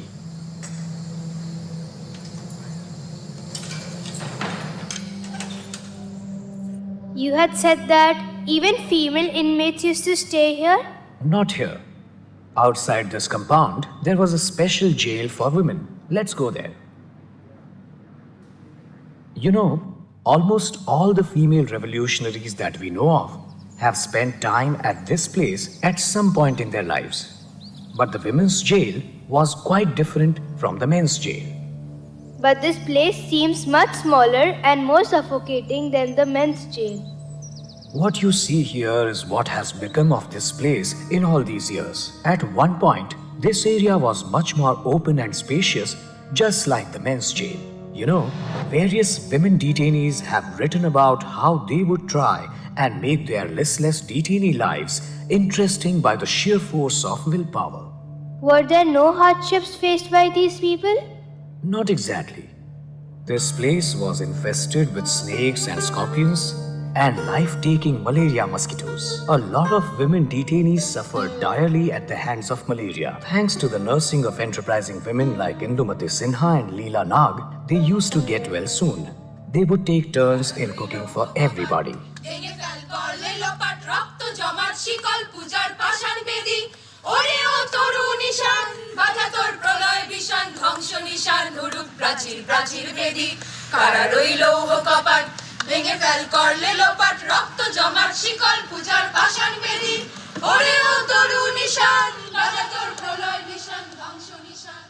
It's very surprising, na, that they did all these things in the given circumstances? Yes. That is because together they could surpass everything with oneness and willpower. The strength that bound them was patriotism.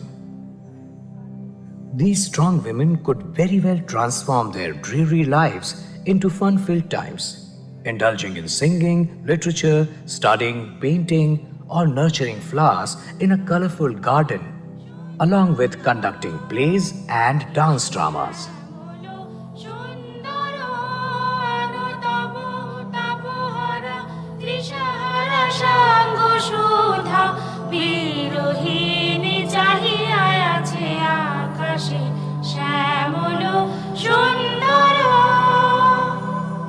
I actually feel like staying here with these women and getting to kill one or two tyrant Britishers. Where will you get Britishers now? Today, the greatest enemy of our country is the lack of education, which we have to fight constantly. Anyway, despite everything, the young detainee's life would turn dull and helpless. And that was the main objective of this place. And what about the men's jail? You can say it was worse there. There was one fellow, Dhiren Bose, a member of the Anushilan Samiti, who lost his mental balance during his stay here. Another detainee named Brajendranath Chaudhary, who was involved in the Chittagong Armory raid, had committed suicide, most probably right here. At the time of the incident, a certain E.B.H. Baker was commandant in charge of the camp. Although he was an extremely warm-hearted person, in favor of ensuring the welfare of the detainees, the head of the guards, Marshal, was almost like a demon in disguise for the detainees. And it was their bad luck that Marshal's right-hand man was a Bengali, Assistant Commandant Anath Bandhu Chakravarti. Not only by the Britishers, but they were also tortured by the extreme shortage of drinking water during summer. These detainees would at most times be cut off from the world outside, because the newspapers that they would get to read would always have all the political news covered with the black ink. That's why whenever any revolutionary was brought to the camp, the detainees spared no time to get the news of the outside world. 28th July 1931 was one such day when they came to know about the killing of Judge Garlick, who had sentenced Dinesh of the Binoy Badal and Dinesh trio to be hung till death. They started celebrating immediately. They even decorated this tower with lights. Such was the fervor of the celebrations. How brave of them! And what was Marshal's reaction to all of this? He didn't really react on that day, but he was so angry that he started planning a brutal conspiracy against the detainees. And what happened after that made him lose his patience altogether. What happened? On the 15th of September, 3 revolutionaries, Nalini Das, Phoni Das, and Chintamani Das, escaped the campgrounds, as a result of which the Britishers were very irritated and annoyed.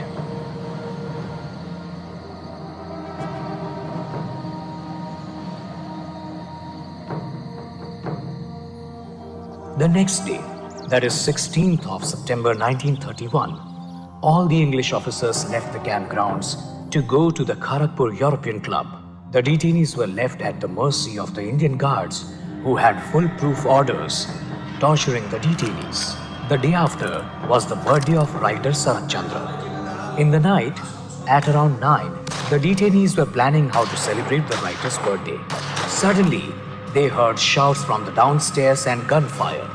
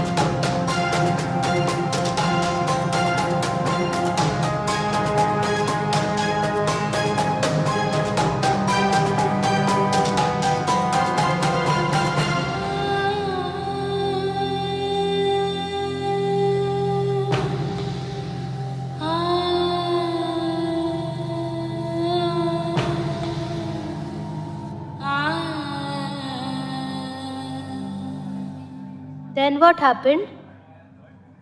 Two revolutionaries, Santosh Kumar Mitra and Tarkeshwar Sengupta, died on the spot. A lot of people were hit with bullets, injuring them. In all, around 30 people were injured, who were taken to the Kharagpur Railway Hospital. The British officials had all intentions of concealing the incident, but the detainees did not let that happen. They started a hunger strike and sat around the bodies of the martyrs, refusing to hand them over to anybody but the near and dear ones of the deceased or to a national leader. I don't think the Britishers accepted this demand. But how did the detainees spread the news outside? Fortunately, the very next day, the mother of two detainees, Kalibilas and Srimanto Bhattacharya, went there to visit her sons. It was through her that the detainees sent the written description of the incident to Kolkata. She handed over this written note to Anand Bazar Patrika, which in turn wasted no time in publishing the news in a special evening edition. Overnight, this news spread like wildfire through the city of Kolkata, and in turn, the rest of the country. People were fuming against the Britishers when they heard the news. And what happened in Hijli after that? The next day, Subhash Chandra Bose himself came to Hijli along with Jatindra Mohan Sen Gupta and Ripendra Banerjee to claim the dead bodies of Santosh Kumar Mitra and Tarkeshwar Sen Gupta from the detainees.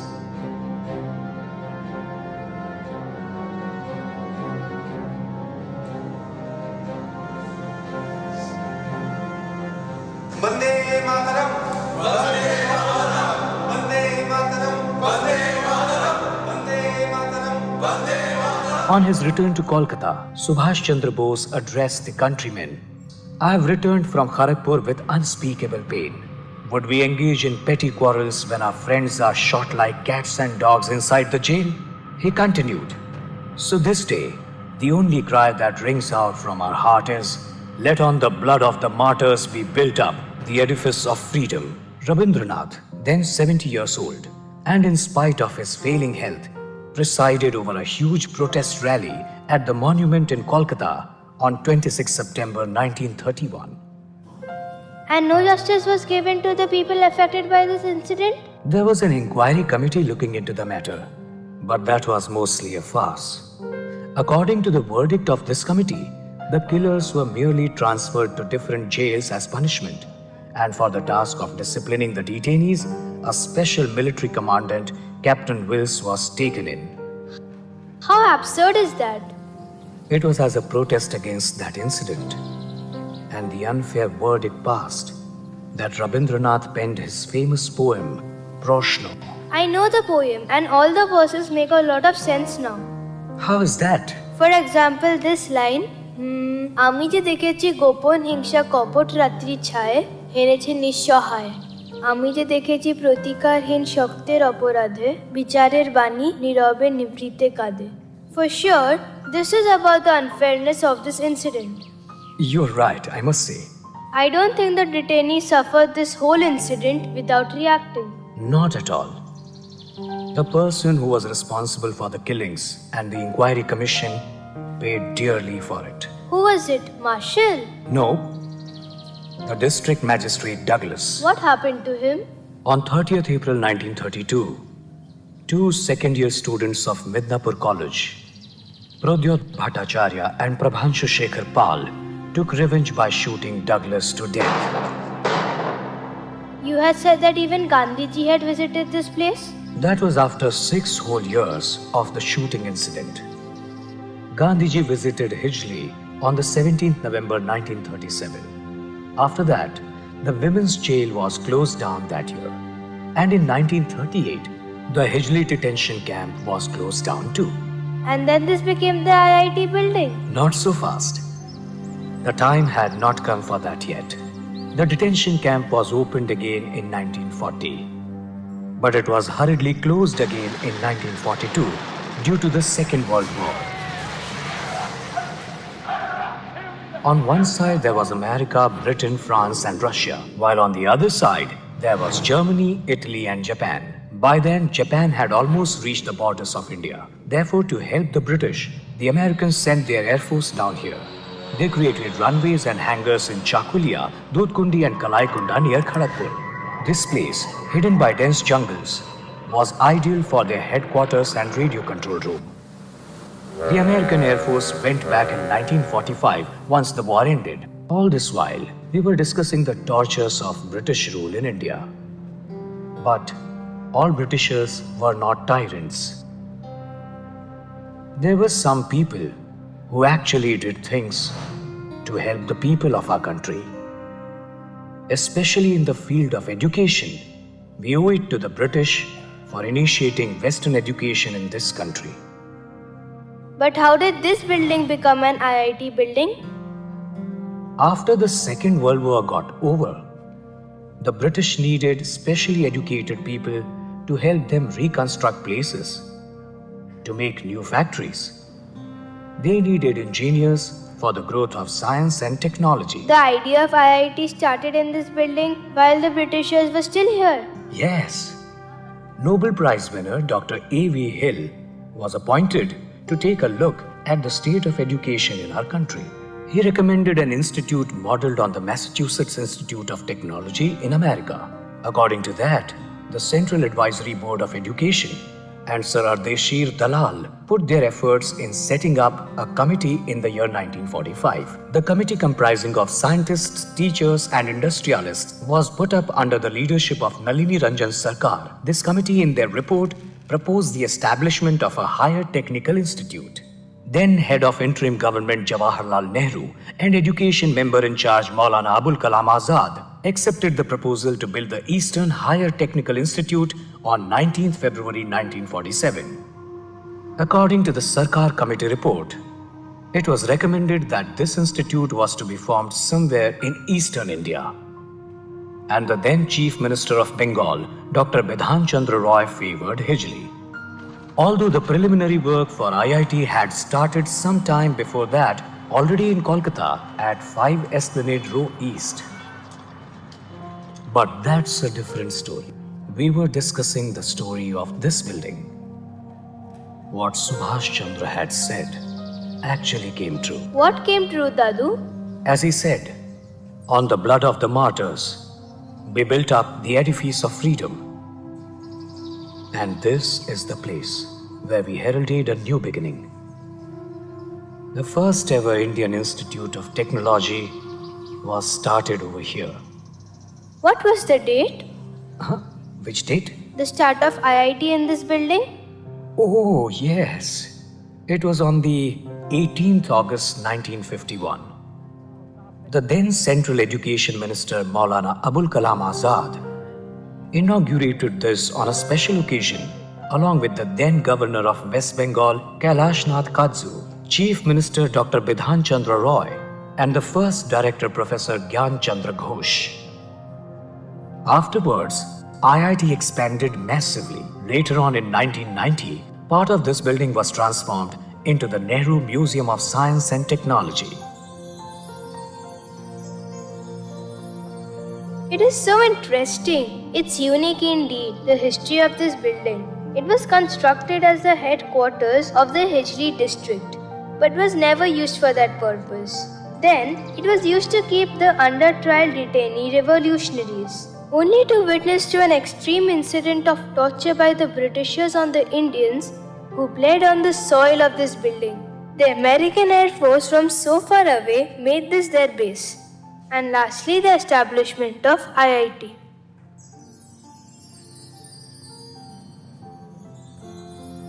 Very nicely put.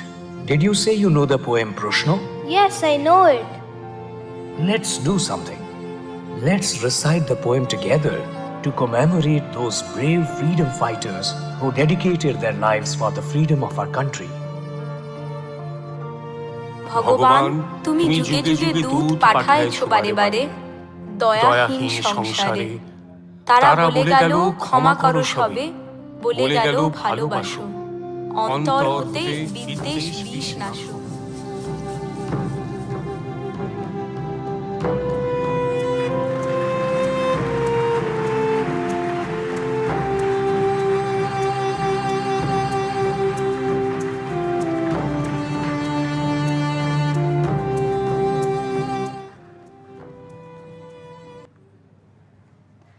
Thank you, everyone. I hope you enjoyed this short documentary film. Now, I would like to invite to the dais Coordinating Dean, Faculty of Interdisciplinary Biotechnology, Biosciences, and Medical Imaging, Medical Science, IIT Kharagpur, Professor Gautam Saha, to talk about the academic activities and share his valuable insights.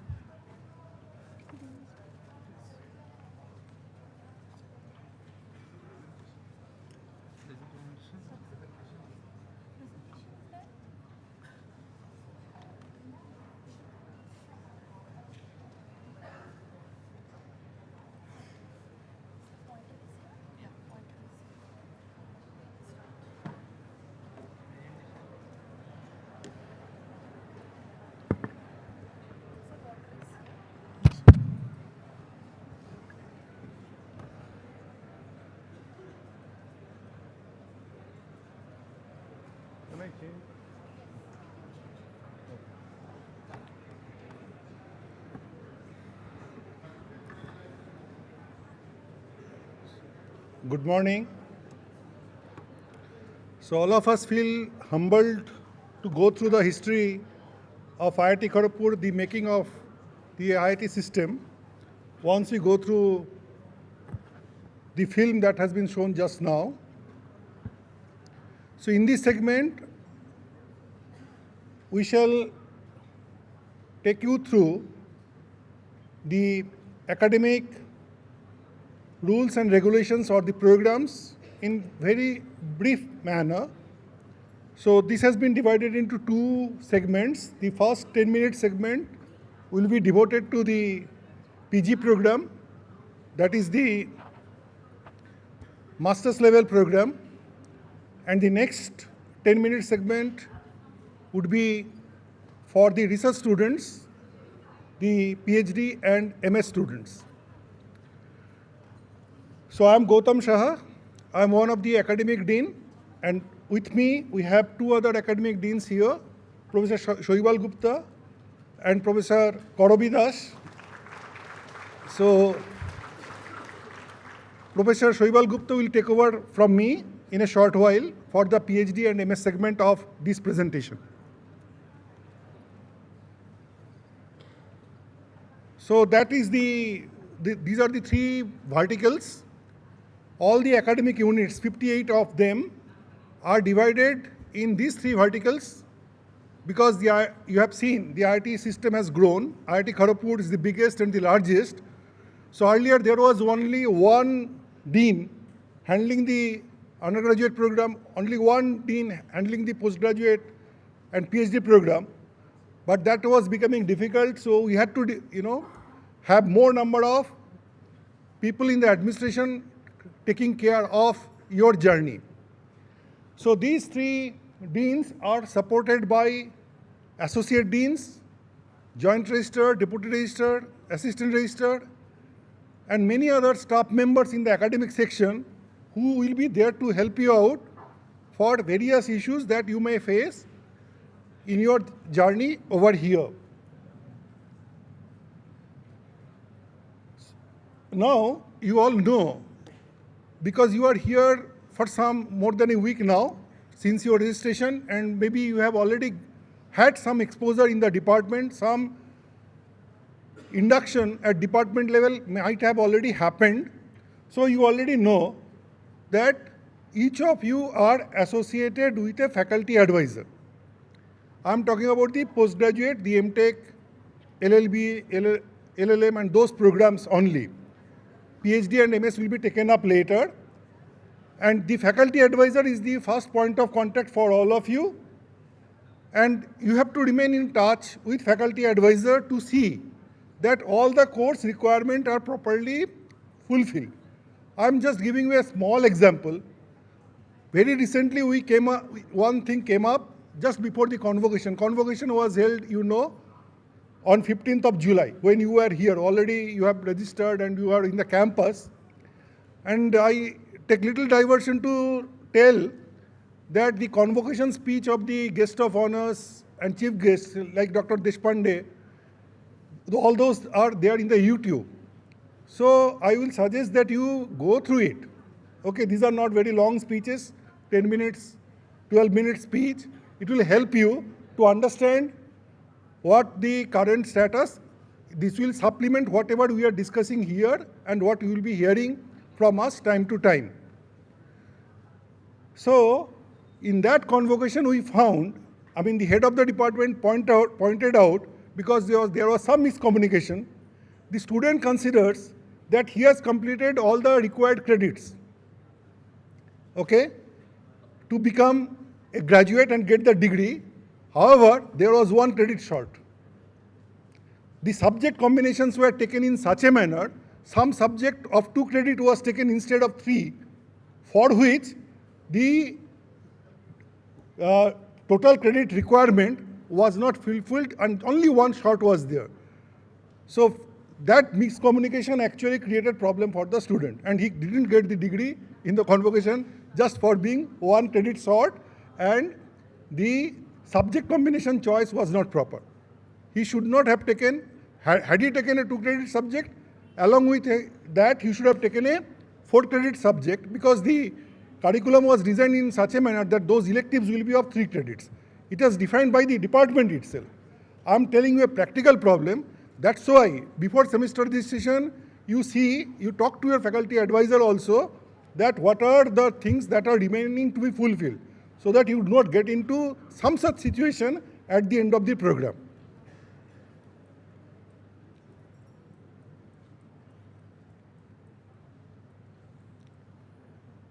So these are the different programs. All of you are part of one or the other program. The abbreviations are mentioned.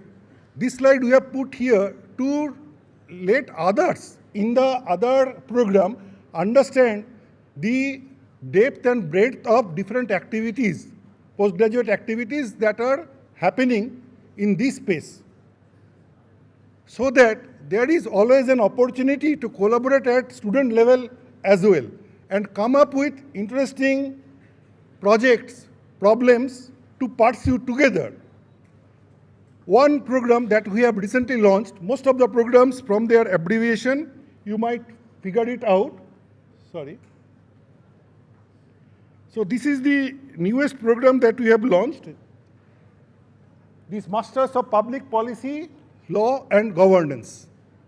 And you will be happy to know it is lying in our desk. Just previous year we have introduced it. One student of this batch, previous year's batch, is starting a company. He wants to incubate a company in our Science and Technology Entrepreneurship Park, based on some interesting idea and innovation he has come up with. So this cross-fertilization, cross-discussion is also what you are welcome to explore, along with your academic journey, and make the best of the opportunity that the campus provides to you. And of course, LLB, the end is bachelor, but the entry point is the graduation. So that's why we have kept it into the postgraduate program, though the end later is related to bachelor's program. Now that is what I was talking about regarding the total credit requirement that need to be completed. The total is minimum to be fixed by a department is either, in between 80 to 86. That you can figure out from your faculty advisor. And you have to see that you reach that minimum at the end of the 4 years, okay? You can have more than that, there is no issue. You can have it, if it is 82 is what is fixed by your department or academic unit, you can have 84, 85, 90, no issue with additional credits, but you must not fall short. Then you will not get your degree, okay? And of course, you have got theory, lab, seminar. There is compulsory summer internship now, and project and thesis work, okay? And the number of theory courses varies to meet the program objectives of different such programs, and accordingly, you will see that variation in number, but overall the range is whatever has been mentioned in the slide, and more of it would be told to you in the respective academic unit. You might already know the LTP, the timetable that you have got. In that there is something written as L, T and P. L stands for lecture, T stands for tutorial and P stands for practical. So you might see in the curriculum some such numbers are there, 300, 310, etc. Okay? So each of the theory and tutorial, 1 hour of weekly engagement gives 1 credit, by which you can earn 1 credit. It is already defined in the curriculum for that particular course. And 3 hours of lab or sessional gives you 2 credit. So accordingly, the total credits are there. And along with that, you have grade point that you can earn by scoring grades in the 7-point system that we are having there. And remember, the F grade cannot be written in your transcript. So F grade is more of a message to you that it is incomplete. You have to complete it. Do not read this as a fail or failure, because unless you complete it, okay, your transcript will not be generated. So it is more of you have to improve on that. That is the message from our side.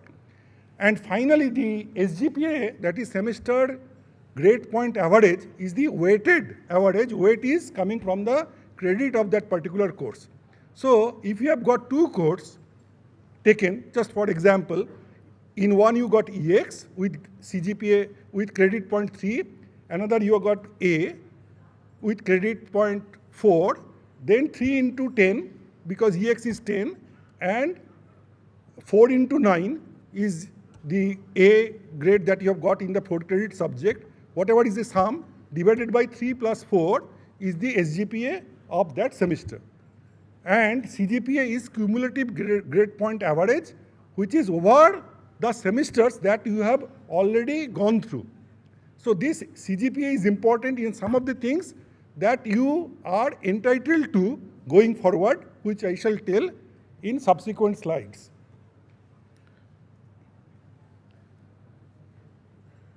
So as I have already mentioned, these 8 weeks of internship program that has been introduced for the MEMTech students in the new curriculum. So if through our career development center or through your different kind of effort, through your faculty, through your academic unit, you are able to get some outside internship, that is fine. Otherwise, don't worry, we have our own in-house internship support provided to you, and that you can exercise and take help of. So other than that, we have 38 credits. You have seen the number, 80 to 86 is the minimum requirement for the 2-year program that you are in. Out of that, 38 credits are for project. So project is a very, very important element, and that is where our director in his welcome speech was trying to take your focus to.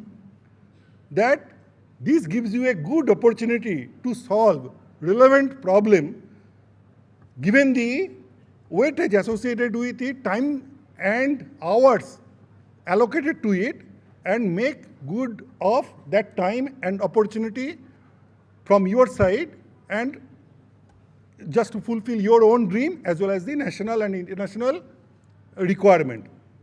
So other than that, you have got a mandatory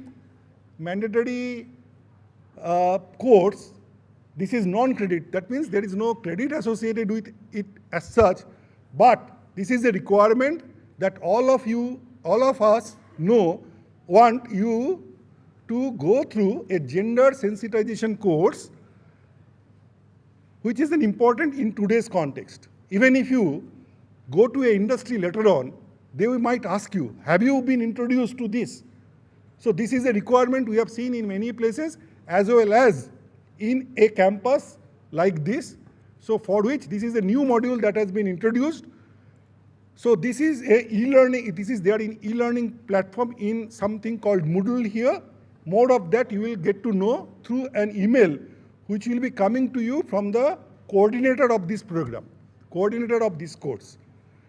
So there is a 1-hour video, after which there is a question and answer, and when you answer it satisfactorily, it gets completed. So again, I'm saying this is complete or incomplete. There is no pass and failure. Till you complete it, you have to take it again and again.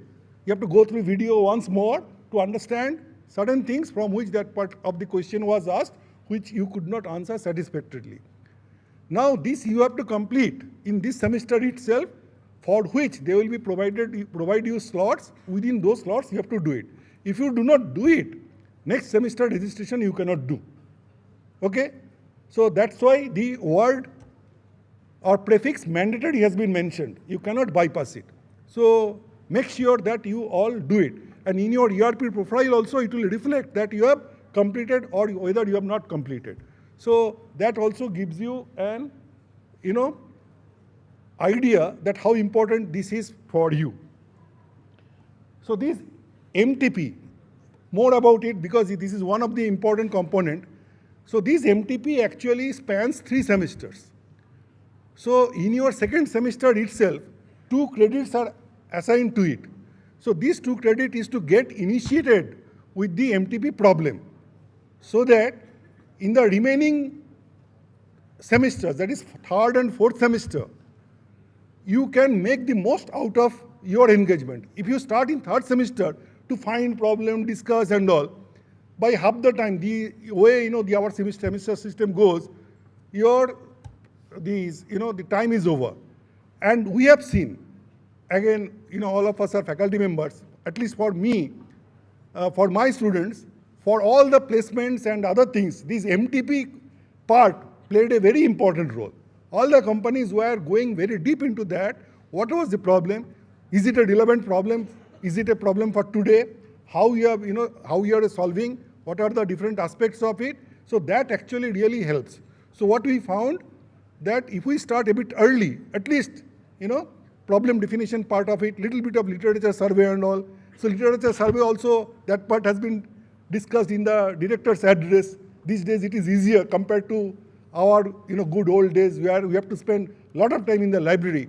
So this part at least you can start, and maybe some earlier result if you can reproduce. In some of some baseline result you can reproduce some previous study. So that is the expectation for the 2 credit, if it is so possible. At least the problem definition of the problem and the literature survey part you have to do, but depends on your department and their requirement that they have set for.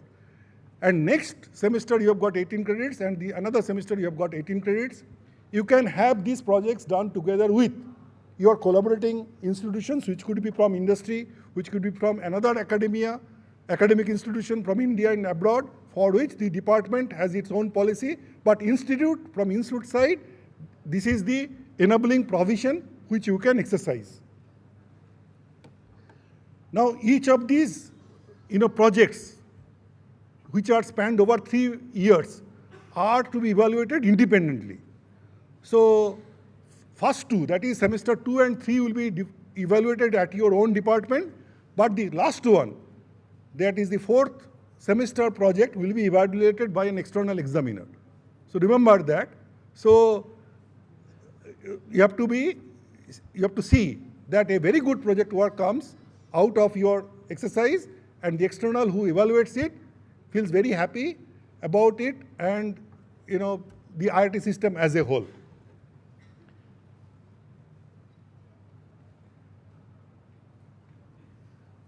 Now, as you understand, and as has been already emphasized in the previous addresses, how much we give importance to the research.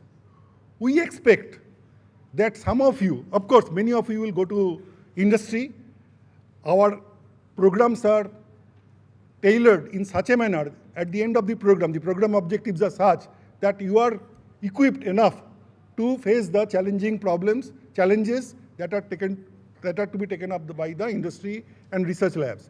But many of you are expected to think that research would be a good option for you in your career.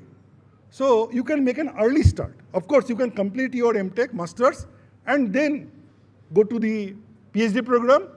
Otherwise, you can make an early start through a joint MTech PhD program for which certain number of seats are reserved. So even at the end of first year, that means 2 semesters, you can get initiated with the PhD and MTech project that could be somewhat combined to aim bigger and better. So that is the enabling provision that we are having, of course, for which we are having some,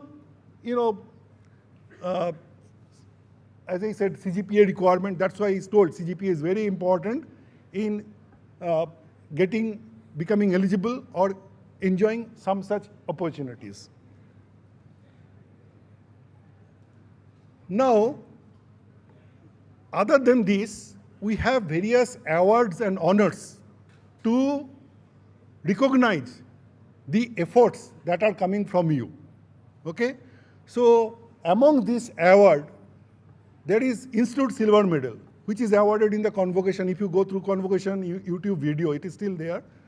So, for every academic unit, the topper, an academic unit may have various master's program. Like I come from Electronics Engineering Department, Electronics and Communication Engineering Department.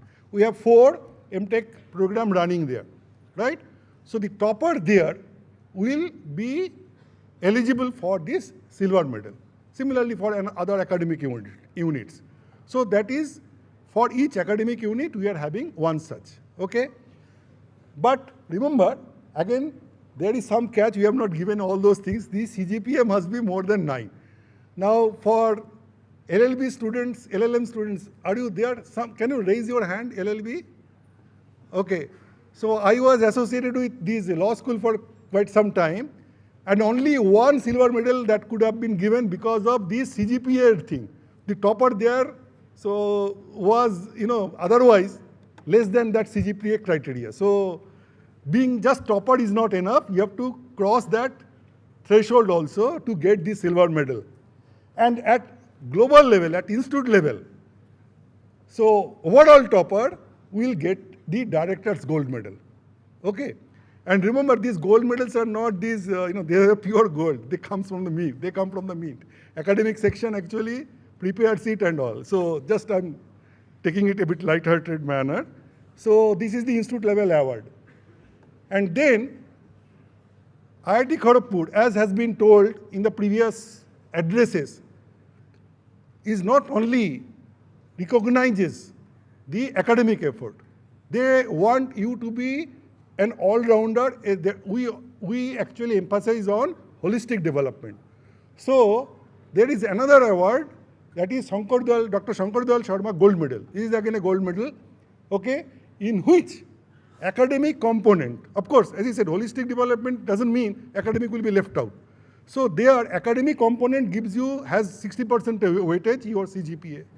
And the other things, you can see how you participate or contribute to department activities at your hall of residence, at Gymkhana, right? These are the different verticals, different important points that has been told.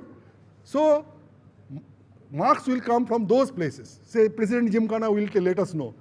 Your warden will let us know. Your department will let us know. Department society in charge will let us know. So accordingly, these marks will be all accumulated, and whoever gets the maximum marks there, score, will get this Dr. Shankar Dayal Sharma Gold Medal. Okay, isn't it very interesting? I mean, looking at the whatever we are actually professing, we are telling that this is what we want of you, and we are also practicing it to recognize that kind of effort or initiative from your side, that you are participating in hall activities, you are participating in Gymkhana activities also. Now, gold medal, silver medal, these are fine, right? So the chairman, Board of Governors Gold Medal, this is another one. This is also there. It is again academic record and extra academic record, extra academic weightage that are there. And besides this, we have got large number of endowment prizes. What is these endowment prizes? For various departments, say first topper or second topper or so, somebody has actually initiated some recognition for you in the form of some prizes. The monetary value may not be that much.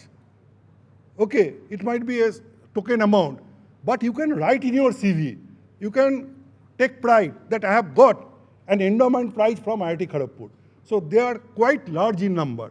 So I'm saying that your effort, how we are trying to recognize in the form of these medals, awards, prizes. Not only that, okay, not everybody might get the gold medal or silver medal or become second topper or first topper. So we have this for each one of you who can come up with a very good work which is publishable in the so-called best academic conferences, okay, and for which you can go abroad and present your good work as an author, of course. It could be a oral presentation or a poster presentation. And this best academic conference is already notified by your academic unit, what it is. Altogether, it is more than 500 for this institute. And then your full registration fee, travel allowance, whatever is government provides and all, which is not a good amount, not a small amount of time, of the order of 2 lakhs or so. Then per day experience when you go there. There is some per day as per rule, visa fee, medical insurance, local travel, all these supports, each one of you are eligible for it, irrespective of whether it is a first topper or second topper also. Get the point? Right? And of course, there is some requirements to be made for it, okay? So, for 2-year program students, after 2 semesters, this is the minimum CGPA, and for 3-year program like MMST LLB, after 4th semester, this would be the requirement to be made, okay? So, you need not be a first topper, second topper, but you need to be in the race. A race means in the sense that in the recognition, in the reckoning, okay? But you need not get into the, that rat race of I have to be first topper and I have to beat him and all. You maintain a reasonable, academic performance. These are all there for your taking. Now, if it is not a best academic conference, okay, but it is also a good conference also, so you will get partial financial assistance. You will get a partial financial assistance if it comes in the league of best academic conference, because those are best, like in electronics department, if I say, ICASP, Interspeech, some of the EMBC conferences. So these are all very, well known. It is already listed there. But if it is not listed, but that also is a good conference, your supervisor, your project, advisor has said, no, you can publish there also, that is also a good. But somehow it is not listed, because number of these best academic conference is a finite number. Each department can only put certain, finite number of conferences in the best conference category. So in that case, this is what you are entitled to, right? And of course, the CGPA requirement, you can see a little bit less over here. Again, to encourage more of you to avail the, this international exposure. And here also you can get Indian conferences also to be, but then overall you will get only one in your tenure, right? Only one opportunity in your tenure.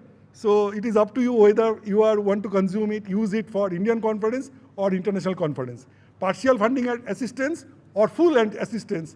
Okay, so that is how you have to kind of think. This is, your journey starts now. 2 years are ahead of you. For others, 3 years are ahead of you.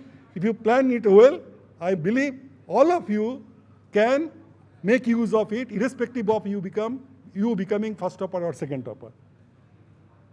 Okay, so these are all, some of the basic guidelines. I think you have already, told, you have been already told. Remember, this is a kind of important point, the third one. Okay, you must maintain CGPA more than 6, which is very easy to do if you attend class regularly and study. Okay, each one of you, I mean, it's absolutely no problem, and no fail grade. Okay, and after 2 semesters again, CGPA more than 6, because these are 2 places in which if you do not maintain that, we might or you might feel, or we might feel that this program is not for you. Okay? So we might say that you better spend your time elsewhere, pursuit of something else, which is, every one of us are good for something. So where you are good. So that to continue, you have to kind of go through that, okay? And of course, you always keep your ERP profile properly updated with your mobile numbers and other things so that we can reach out to you whenever required. And always you should, approach your subject teacher, faculty advisor, HOD, and then if it is required to come to respective academic deans, okay? So with this, we again hope and pray that you will have a very enjoyable experience going on.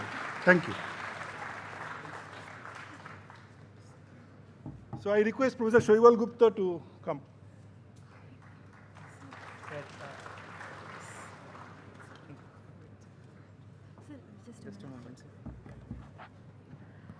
Thank you so much, sir, for giving the academic information. I request you to stay for a few moments, and I request our student volunteers to present the bouquet and memento to Professor Saha.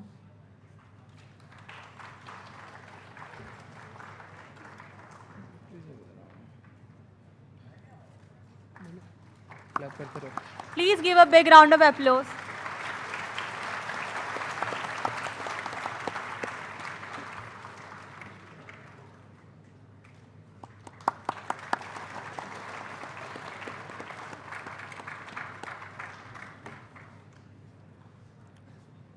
Thank you so much, sir.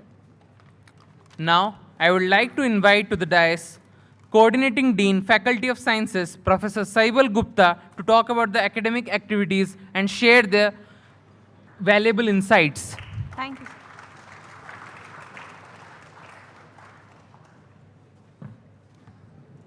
Okay, it's just about morning, so a very good morning to you all. A minor correction right at the beginning, I'm not the coordinating dean. So the coordinating dean has just been speaking. So it is Professor Gautam Saha is the coordinating dean. I will let you know what all of this means briefly. But as we progress, what I'm going to be talking about would be the rules and regulations that you have to follow for the PhD program, and there'll be a brief mention at the end of the MS Spy research program, which is also a very important component of the academic structure that we have developed over the years. So, my name is Shoibal Gupta. I'm a professor at the Department of Geology and Geophysics of this institute. I've been here since 1995, so I'm actually older in this institute than the director also. So, as it is, we have experience of dealing with whole sets of students over years. So as we go on, what I'll do is just to give you a little bit of information as PhD students as to what is expected of you, what are the things you should keep in mind, what are the rules that you should follow. So, should I change this or who changes it? Right, so just to let you know, those of you who are aspiring for a PhD degree at IIT Kharagpur, there are a number of stages. You join the program, you enroll for the program, you register for the program. Finally, there is a gap when you're close to finishing. You go through something called a synopsis submission, and then finally you actually submit your thesis, which is then evaluated. You defend it in an open forum, and then finally you become doctor, whatever. So that's the whole process. That is the whole structure that I'll be just mentioning. There are stages at each stage of the process. There are things that you have to follow. Now, the academic structure already Professor Gautam Saha has informed you about it. So you have three faculty. Engineering and architecture is the largest faculty. Professor Korobidas is the dean of that particular wing, and we have two associate deans who deal with undergraduate and postgraduate matches respectively as of now. We also have the faculty of the third one, interdisciplinary and biotechnology and biosciences. Now, this also includes the School of Law. So those of you who are in the law school know that the dean to contact about this is Professor Gautam Saha. He is the person there, and he has two associate deans with him. So both these associate deans have responsibilities that they divide, distribute among themselves. I am now the Dean of the Faculty of Sciences. Right now we don't have an associate dean. We'll be having associate deans soon, we hope. The Faculty of Sciences as of now includes the Faculty of Humanities, Social and Economic Sciences, and it also includes the Vinod Gupta School of Management. So all of these fall under the purview of the Faculty of Sciences. Also the Reiki Center of Excellence, that also falls under the purview of the Faculty of Sciences administratively. These are just administrative structures. So all three deans do more or less similar jobs, similar things, and we coordinate among themselves. Among us, each year, there will be one coordinating dean who actually takes decisions on behalf of all three. So we need to sign documents. Instead of having all three signing documents at the same time, the coordinating dean sometimes does on behalf of all the other deans. Now, what you need to do is to remember who the respective faculty deans are, because these are the people who actually concern you. Now, just a small mention, the administrative part of it is actually done by the academic section. Now, the academic section has a joint registrar, you have a deputy registrar, and you also have assistant registrars, and there are other supporting staff. So these are the people who actually implement all the decisions that are taken. So they are the ones who are aware of all the rules, keep us abreast and inform us about the rules existing at present. So any decision that we take is based on advice that we get from the registry, the academic registry. So this is the gross structure you need. You need to actually relate to the respective deans and associate deans, and also to the academic section, which includes this structure. Now, with respect to your PhD itself, the first step in the process is having a supervisor. And the supervisor will be allocated by the department. Each department has its own way of doing it. The department, once a supervisor is decided, the supervisor, in consultation normally with the head of department, sets up what is known as a doctoral scrutiny committee. Now, each PhD student has a specific doctoral scrutiny committee. Now, you may have one or two supervisors depending upon the subject area of your research. And if you have two supervisors, one of them will be designated as the supervisor, the other person will be called a joint supervisor. Now, the allocation is theoretically done by the departmental academic committee. Sometimes it is just delegated to the head of department or the PG coordinator. This is the person, or the research coordinator. He actually takes these decisions. Now, in consultation with them, the DSC is officially constituted, and then the supervisor's responsibilities are actually the person who will actually mentor your evolution through your program, sometimes helping you to identify a program. He or she is also supposed to be your friend, is the administrator of anything that you need to do in between, and ultimately, this is the person with whom you will have much of your interaction through. The doctoral scrutiny committee comprises other members who are familiar with what you are doing, and they will be the ones to turn to in case there is any problem initially that you're facing with your supervisor. This should not normally happen, but if it does, the persons to approach first would be the members of the doctoral scrutiny committee, and then you can actually approach higher authorities if something like that ever happens. But this is not a normal process, and it should never happen. Just keep it in mind that there are avenues. These are two human interaction between humans, so there are positions where there might be a disagreement on certain facts. So these are things that you actually need to work out among yourselves. Now, the whole process actually begins with something called an enrollment. So what you have to do is, as soon as you become a PhD student here, you have to enroll for the PhD program. So you officially enroll in the IIT Kharagpur roll list that you are now a PhD student. You are aspiring for a PhD degree. And this has to be done within a month of your joining. So you've all joined. Now, within a month from the day of your joining, you have to formally enroll. Now, for this enrollment, you have to make an application. And this application requires you to identify a broad area of research. This is something that your supervisor will help you do. And then you have to provide your own academic background, whatever it is, that there are domains that you have to fill in, fields that you have to fill in within the form.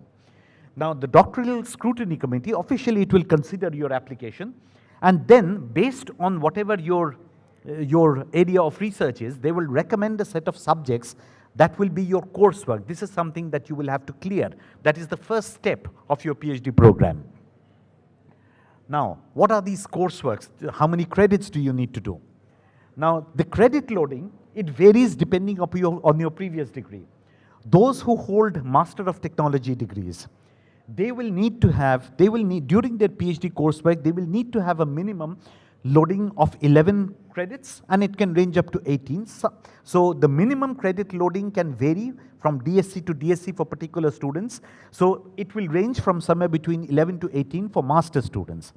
For students who have BTech backgrounds or have bachelor's backgrounds or sometimes MSc backgrounds, which are considered equivalent professionally to the BTech degrees, you will have to do 17 to 26. The credit loading given varies from 17 to 26. Now, the subjects that are assigned, these will be decided by the DSc, the supervisor. They will obviously tell you which ones to do, as whichever subjects that they feel are necessary for you to clear if you are to approach your research problem with sufficient knowledge.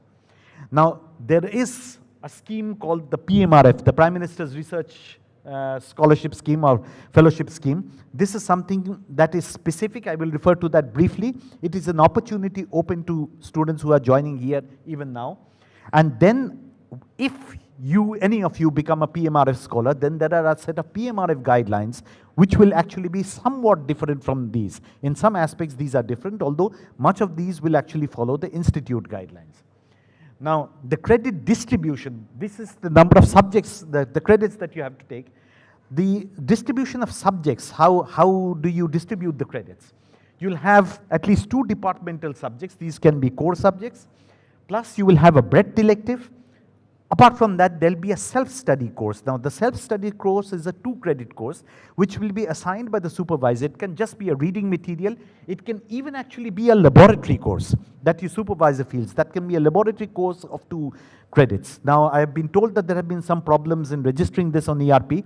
If there is, your supervisor will actually let the dean know, and that can be actually incorporated in the list so that it can be assigned to you as a course to be taken. Now, for those who are bachelor's degree holders, you'll have 4 departmental subjects. You'll have a breadth elective, which is, outside your own area of expertise, which is meant to broaden your perspective of academia in general. And of course, there is one self-study subject which can be assigned. Now, the self-study subject, the supervisor will assign a relevant set of study materials, right? And then you will actually have to present a seminar, and the DSc will assess that performance, and that will be on 2 credits. All the others will follow the normal way a subject has to be cleared in the institute. That is, you will have an examination which will comprise a mid-semester examination, an end-semester examination, and there will be 20 marks that will be assigned as teaching assistant, as a teacher's assessment bit, which the teacher of the course will actually let you know right at the beginning. Now, the level of the subjects that you can choose for your courseworks have to be either a 600 or 700 level. 700 are specific to PhD students. 600 courses are those which are assigned to MTech students. In very special cases, we might consider 500 courses, but these will actually have to be sanctified by discussion between the supervisor and others. Now, the important thing here for PhD students, normally in our courses that undergraduates or even MTech students take, to pass, you need to get 35, which gives you a grade which we assign P. But for PhD students, when you take any course, the minimum grade that you need to have in any subjects to clear it is C. That is, you have to give a minimum of 60. If you pass but do not get a C grade, you will unfortunately have to repeat that course till you get the C grade, or unless the DSc actually decides to assign you a subject which is different from the one you have. Now, there are other parameters that you need to do. So these are all sets of rules that you will get to know as you begin to go through the process. But the first thing is clear the coursework, and this has to be done within the first 2 semesters normally. Now, as I said, you have to get a C grade. Now, if it is lower than that, you have to repeat the course. Now, if you fail to complete it within 1 year, the DSc will review your performance, and it's written in a somewhat harsh language that it could be a change of coursework, you might be asked to quit the PhD program. We never actually ask a student to do that unless he or she really wants to quit the program, or we really feel that the person is not really equipped or oriented towards doing a PhD, right? So it will be something that is unusual, just letting you know that this exists. Now, it is also important, and Professor Saha has stressed this for the master students, but we also have this mandatory gender sensitization course which has to be done within this autumn semester. Now, this is a 1-hour video lecturing course which you have to follow. There are questions and answers. You will get either a pass grade or a fail grade, but you've got to pass it. You've got to take this course. You'll have to go through it. Otherwise, you will not be able to register for the next semester itself. So make sure you do that. This is now mandatory for all students of IIT Kharagpur. Okay? So please keep this in mind. Now, after you clear your coursework, you have to go through something called a comprehensive examination. Now, this is an examination where you will be questioned, right, on different aspects of your test. There may be a written exam. There may be, the departments, the specific academic units will have its own set of rules of how this comprehensive is to be conducted. There normally is an interview also. So what happens is that at the end of this, the student appears for this and has to clear the comprehensive. You have to clear the comprehensive within 2 attempts at the most. You might fail in the first attempt. You have one more attempt. If you are not able to clear the comprehensive within 2 attempts, you may be asked to leave the PhD course. Okay, so this is something that you must keep in mind. Don't take it too lightly. Now, in case you do, as it said, you might be asked to quit the PhD program again. Normally, this never happens unless you really don't feel up to it. Okay, so please know that these are the rules. So these are things that you have to keep in mind when you're going through them. Now, following this, after you've cleared the comprehensive, now you're on your research journey full throttle. So what you have to do then is to register for a PhD. You've identified your problem, probably done some work, background work already that involves identifying the problem. Maybe you've done a bit of the work as well. And this has to be done within 3 years after your enrollment. That is the date of enrollment. That is the day from which you join the institute. Within 3 years of that, you'll have to register for a PhD program. That means you identify a problem, state what that problem is. You demonstrate in an open seminar that you know what your problem is, that it is a problem that is worth working on. You have identified the gap in existing literature, and you have a fair idea of how to approach the problem and how to complete it within a reasonable period of time. Now, the registration, once you register for the PhD degree, you can submit, technically you can submit within a period of 8 years from the date of enrollment. Now, this does not mean that you have to stay here for 8 years. As I said, you're welcome while you stay. Do not overstay your welcome. So try to complete these things as fast as you can. It's good for you because it sets you on for your career later on, whatever you want to do, it's open to you. Now, the PhD program itself, the scholarship that you get or the fellowship that you get, the stipend that you get will only be for a maximum of 5 years. Some cases it is lower, but nevertheless, you can continue even beyond it in case your problem drags on. But then this is the maximum that you have, right? You have to complete within 8 years. Now, during the PhD itself, what are the things that you need to keep on doing? Keep this in mind. These are important. First of all, every semester. So every year has 2 semesters. You have an autumn semester. You have a spring semester. At the beginning of every semester, you have to register. There is a semester registration during which you have to pay the fees and you have to register for the semester. As a PhD student, you are meant to do that. If you fail to do this for 3 consecutive semesters, you will be automatically struck off the PhD rolls. So this is something that is important, right? You will be struck off. You will no longer be regarded as a PhD student. So please remember to do this at the beginning of every semester. It is important. Now, you may also be struck off the rolls. Now, these are unsavory things, unusual things, but I'm just letting you know because you should be aware of this.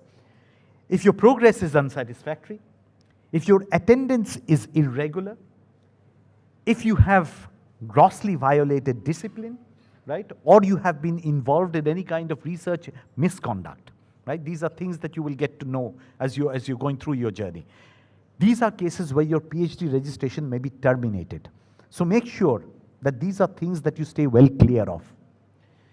Now, also, as a part of the stipend that you get as a PhD scholar, you have duties. And these are called teaching assistantships, and these include invigilation and examinations. Now, these are duties that are assigned by the head of department, and it does not matter which center, which academic unit you are, who you're working with, how much work you're doing. These are duties that you have to do. If these are assigned to do you by the department, you need to do. There is no way you can evade it. Okay, so please, this will also be regarded as indiscipline or research misconduct if these are not followed. Okay, please keep this in mind. Now, all these things are worrying things about the PhD, but these, as I said, are unusual things. But there are a lot of opportunities. First of all, those of you who've entered, some of you might be directly have entered as PMRF students, direct channel for students. So you already know that you've got this possibility. But those of you who've come in as institute research scholars or as CSIR or UGC or any other fellowship research scholars, there is another avenue. You can actually enter what is called the PMRF through something called a lateral channel.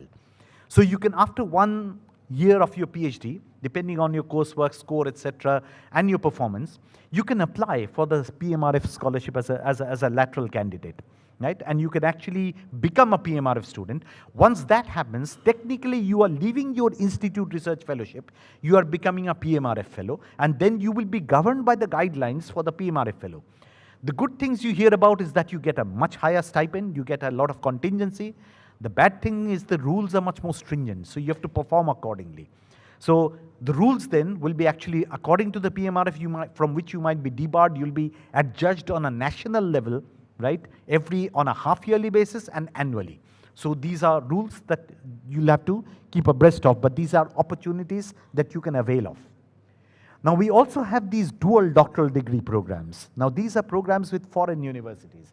Now, some of these programs actually involve spending 1 or 2 years at the foreign university.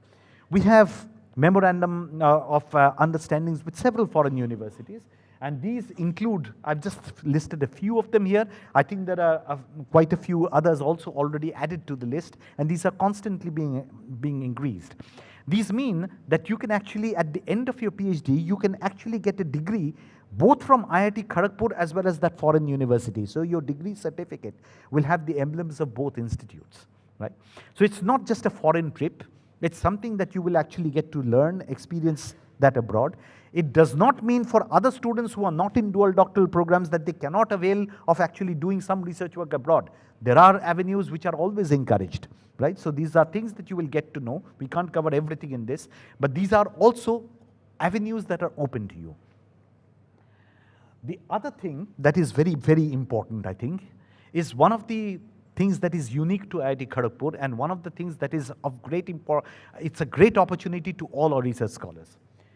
During the tenure of your PhD, you will be able to attend at least 4 conferences within the country, which will be fully funded by our institute.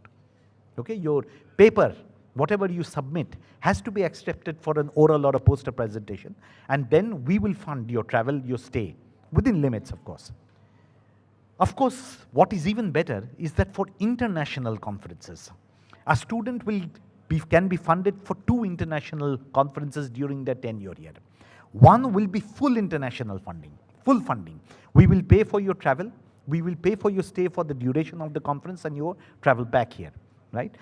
That is one that is fully independent. You don't even need to have an initial paper to go for an initial conference. But this is all after your registration. You cannot do this before you register for your PhD. After you've done that, even after that, if your work is good enough to be adjudged within the best conferences which have been listed by the institute, you can actually get some funding from the institute, a partial funding which actually covers a substantial amount. So 2 international conferences are things that the institute are giving you avenues to avail of. Along with this, there are other alternatives through which most research scholars are able to actually avail of opportunities to visit more places, attend more conferences through funding from other sources also. And these are exposures, these are ideas that IIT Kharagpur, the environment itself can give on to you. Now, the final stages of your PhD, in between the routine things that you have to do, I've told you. The other thing is the final stage when you're almost ready now. Then you have to go through a process called a synopsis. That means your thesis is ready, your document is ready. You then have to present a synopsis seminar. You have to make up a synopsis report. You make up a synopsis document which will be sent to your prospective examiners. Now you have to deliver an open seminar. If your doctoral scrutiny committee and the rest of the academic community thinks that what you've submitted is good enough to be submitted for a PhD degree, you can go ahead and submit. But this submission has to be within 1 month, right, of submission of your synopsis submission. So within 1 month of this, you have to submit your thesis. Once you submit your thesis, the good thing is that you have submitted your thesis, so you're now in anticipation of a doctoral degree. The bad thing is that you are theoretically no longer a student of IIT Kharagpur, formally. You'll have to leave the hall. Now, this should not mean that you stay on in the hall as long as you like and delay submission of your thesis, because there are whole sets of things that you can do, write your papers, etc. But this is something that you have to keep in mind. This is a set procedure that you've got to follow. This is something that you need to remember. Now, finally, what is the process of thesis submission? This is beyond your part. The thesis in IIT Kharagpur is examined by 2 examiners. One is an examiner from within India. The other is an examiner from abroad. Now, this is one of the reasons, being the deans, one of our jobs is to look at the thesis reports that come in. And I've had many reports from people, very eminent people abroad, who have written to me to say that some of the theses from IIT Kharagpur that they've examined are without a doubt and without parallel from anywhere in India. So this is something that tells you about the standards that we produce. It is not to put pressure on you, it's just that automatically the environment is such that you will come up with a piece of work which if it goes through this process, it means you're on par with anybody and probably better than many in the world. Based on the reports that are submitted by the examiners, you might need to correct your thesis, modify bits of it, revise it, and then finally you present this revised thesis to the doctoral scrutiny committee. Once the DSC approves this, there will be a final viva voce. This will be an open seminar which will be advertised throughout the institute, open to all. You will defend your thesis, and the Indian examiner of your thesis normally comes out here or is online, and he or she will be the person who will be adjudicating and declaring whether or not you will become a doctor so-and-so or not. Once you're through, you will become a PhD degree holder from IIT Kharagpur. Now, the final thing, a small bit, but no less important, is another degree that our institute gives, and this is a tough degree, but one of the lesser known degrees here.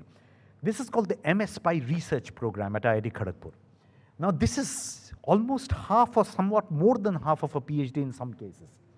Now, this is actually open only for people who are employed in projects. They can be a JRF, for example.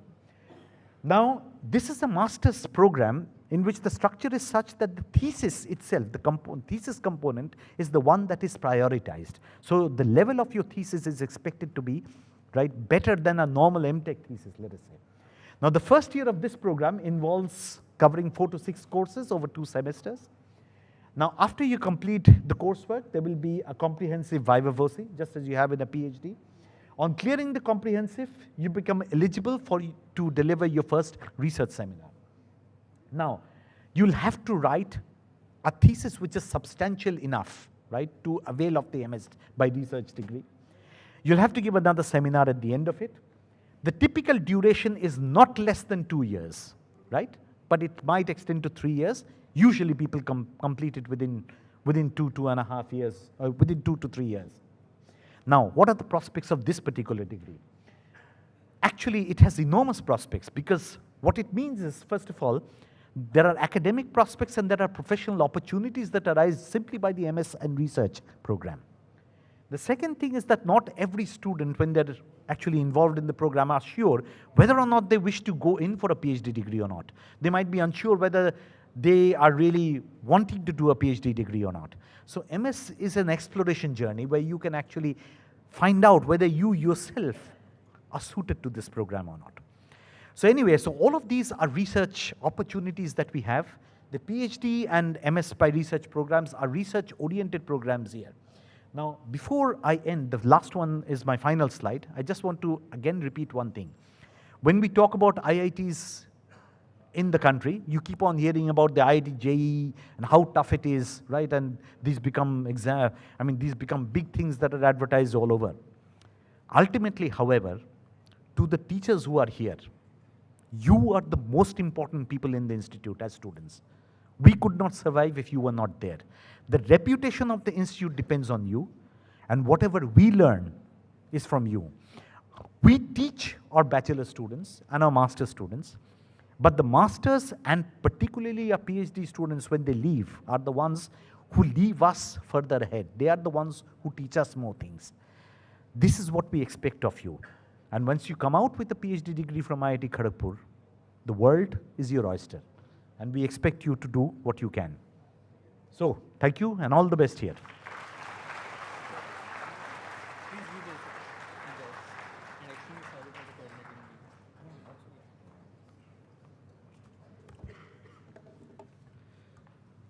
Thank you, sir, for such a wonderful and curated explanation. Now, I request our student volunteers to present the bouquet and memento to the Professor Saival Gupta.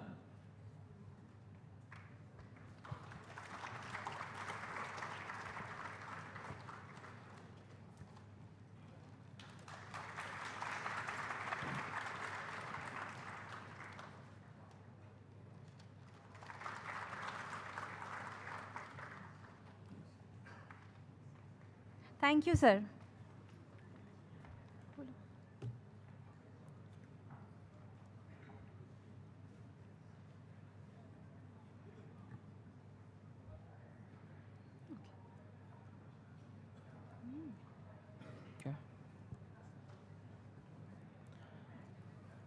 Now, as you all begin this exciting journey on our campus,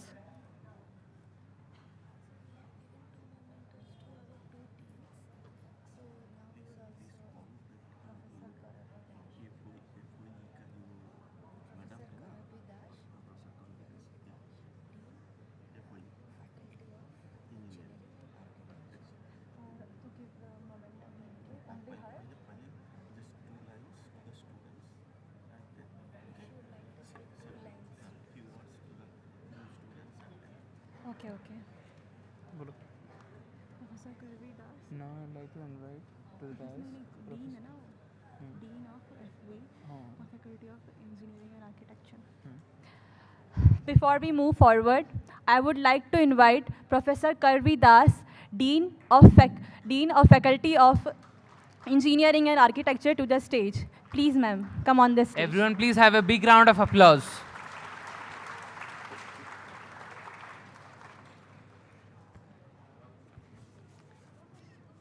So good afternoon, everybody. To academic deans, Professor Gautam Shaha and Professor Shoibal Gupta have already elaborated about the academic curriculum, and you are somewhat familiarized with the rules and regulations probably. I am here just to welcome you to this vibrant academic campus, and congratulations to all of you on your admission to this institute of international repute. I would just like to tell you one thing, that you are now on your transformative stage. You have heard it from the director, from the deputy director, and everybody, that you are in your now transformative stage. So don't think that your work is just an extension of the undergraduate work, or it is an extension of the postgraduate work. So your time here is for deep learning, focused research, and creating new ideas. You will be working with the dedicated professors. You will have access to many advanced facilities, and then you will be engaged in some projects which will make real difference in the real world. So I am not going to give you a big lecture here. You have heard everything here. So again, what I would like to say here, the academics, learning, research, collaboration, and then after all innovation, everything goes hand in hand. So concentrate on your research work, and then you ask questions. Never stop asking questions, so many good things will come out from your questions. Last but not the least, you will be going through a lot of academic rigor. That is fine. But don't forget about your physical and mental health. And I would like to tell you that we have a very lush green campus and approximately 2,100 plus acres of lush green area. And then we have with 25 plus hostels, hundreds of clubs, and very active sports and cultural scene. You will never have a dull moment here. So along with your academics, you please enjoy everything which the campus has to offer you. Wish you all the best and wish you a pleasant stay at IIT Kharagpur. Thank you. Thank you so much, ma'am, for such an insightful knowledge. I request you to stay for a few moments. And I request our student volunteer to please present ma'am with the memento and bouquet. Please give a big round of applause.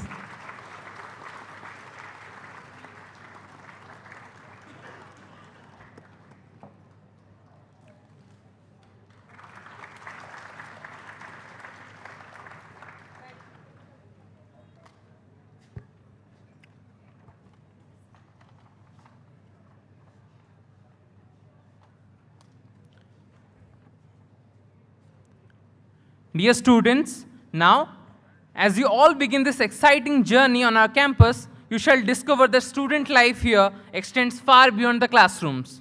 To help you navigate and make the most of your time here, we have our exceptional student council members who will share the insights on setting into the campus life and the incredible opportunities that awaits you. Please join me in welcoming representatives from the Technology Students Gymkhana who work tirelessly to represent your interest and enhance your campus life. Let's give a warm welcome to the President of Technology Student Gymkhana, Professor Jitendra Mahakur, to the dais.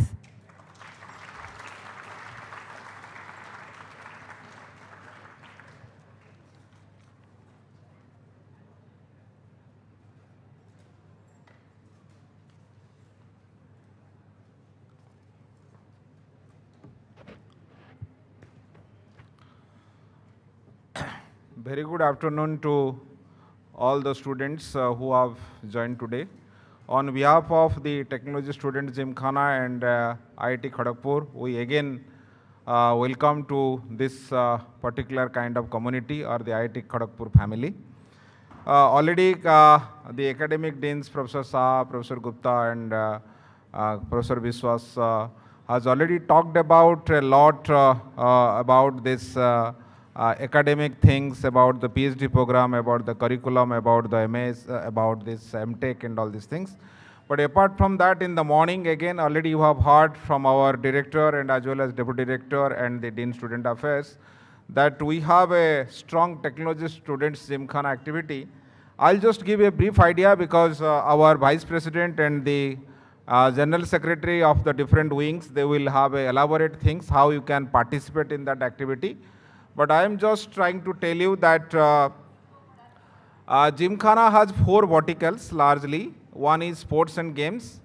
Another one is your socio-cultural activities. Third thing is the technology. And fourth thing is the welfare activities. And each category of sports, all of you know, there are many sports, almost 16 to 17 sports we have. And we are also trying to enhance some indigenous games recently. And as well as if you look at the socio-cultural activities, there are many clubs or many societies.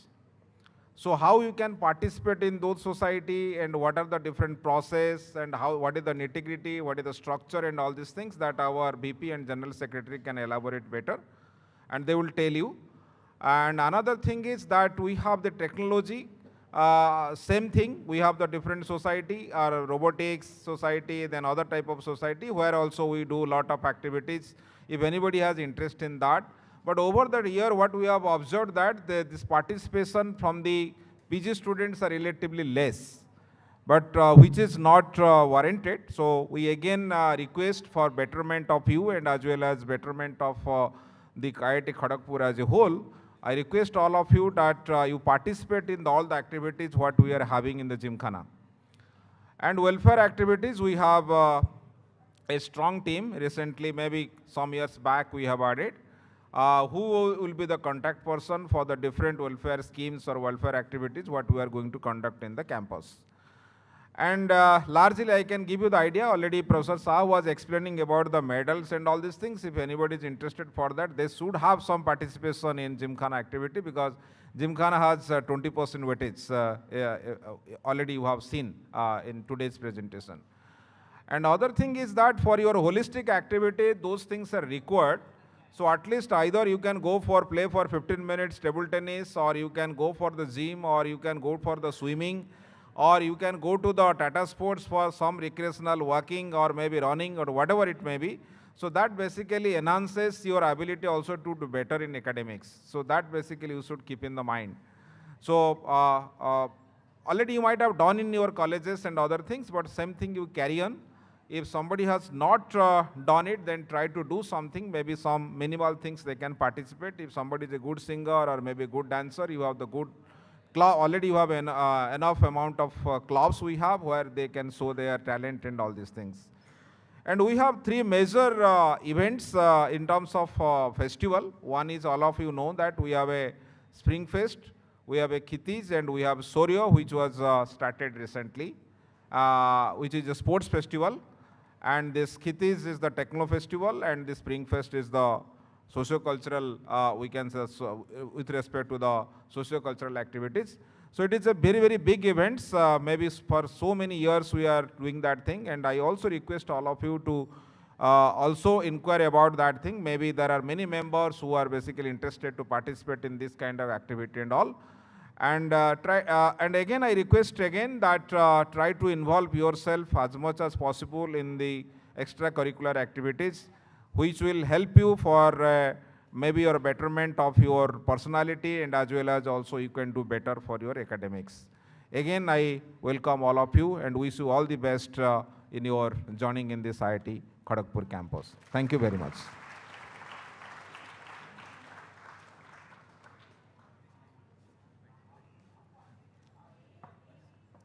Thank you so much, sir. Now, I request our student volunteers to present sir with memento and bouquet. Everyone, please have a big round of applause.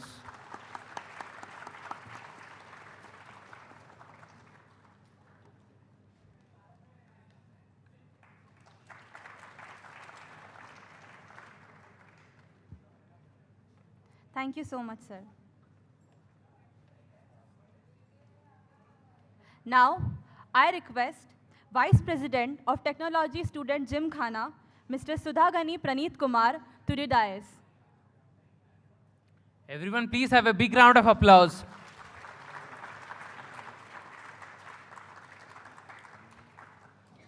Now I request our student volunteers to present the bouquet and memento to Praneeth.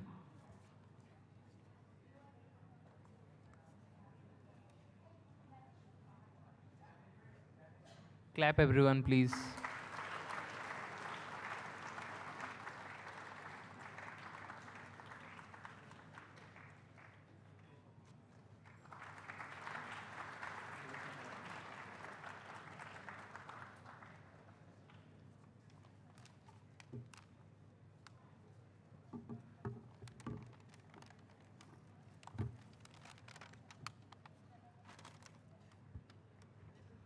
Good afternoon, everyone.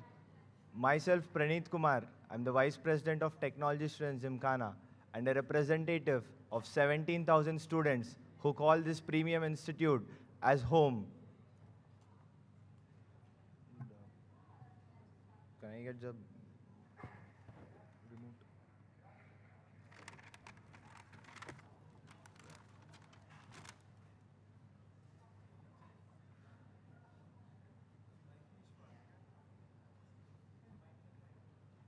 As the Vice President of Gymkhana, I oversee a comprehensive network of 7 committees, which includes the Sports and Games Committee, Social and Cultural Committee, and Technology Committee, Students Welfare Committee, Purchase Committee, Standing Appeals Committee, and Students Code. All these play a vital role in governing the student body. When it comes to the hierarchy of technology students Gymkhana, we have the Vice President,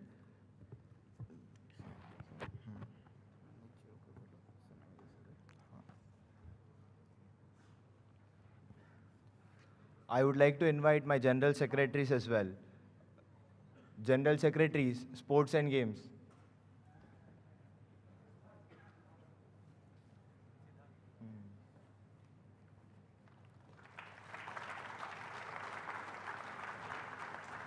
General Secretary, Students Welfare.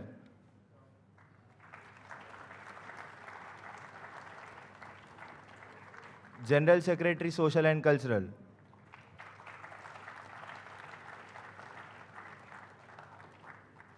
General Secretary, Technology. Editors.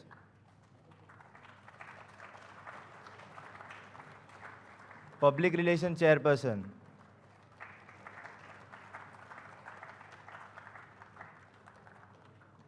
Then comes Institute Girls Sports Nominee and Technology Coordinators. This is our team in Technology Students Gymkhana along with the secretaries who will be working tirelessly to conduct all the student-related activities. So give them a big round of applause.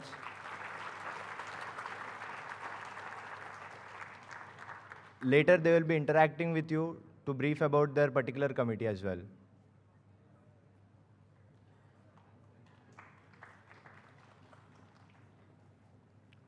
When we talk about the Student Senate, which is a representative body of the student body that is present on campus, which consists of representatives from all over the halls of residence.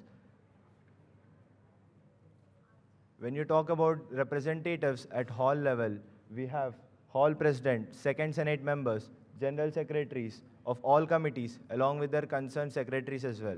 So as you have heard that at IIT Kharagpur, we call hostels as halls because we believe that the campus is our home and hall is a place where everybody connects and shares their any kind of feelings that they feel or any kind of problems that they have.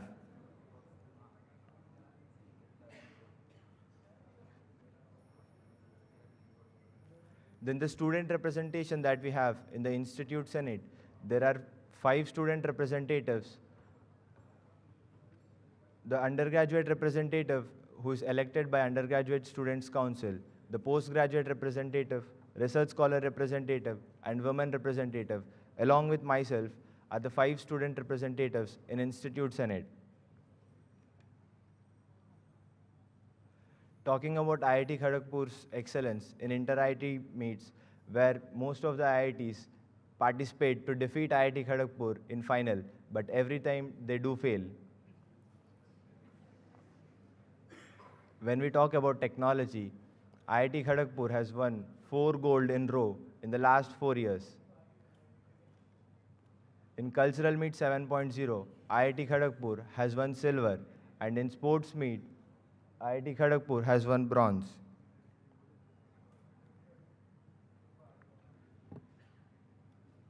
When we talk about administrative units that the vice president or the students needs to know are the hall management centers and BC Roy Management Committee. We soonly will have Shyam Prasad Mukherjee Hospital as well. And SAR, which is addressed as a counseling center where each and every student is open and visit the counseling center whenever they have any problem. In the commercial establishment section, that looks after all the commercial establishments inside the campus. And the student placement committee team, which is a very important team in my opinion, and I believe that should be yours, because the career development center and the companies are being bridged by these student volunteers. When we talk about the premium fest of Indian Institute of Technology, Kharagpur, which were almost a 75 years history, we surely need to talk about Springfest, Kshitij, and Shaurya as well. And I hope everybody here would celebrate Diwali in their home by lighting up their diyas. But IIT Kharagpur is a very big family. We do light 2 lakh plus diyas on the day of Diwali. So let us have a glimpse on the video.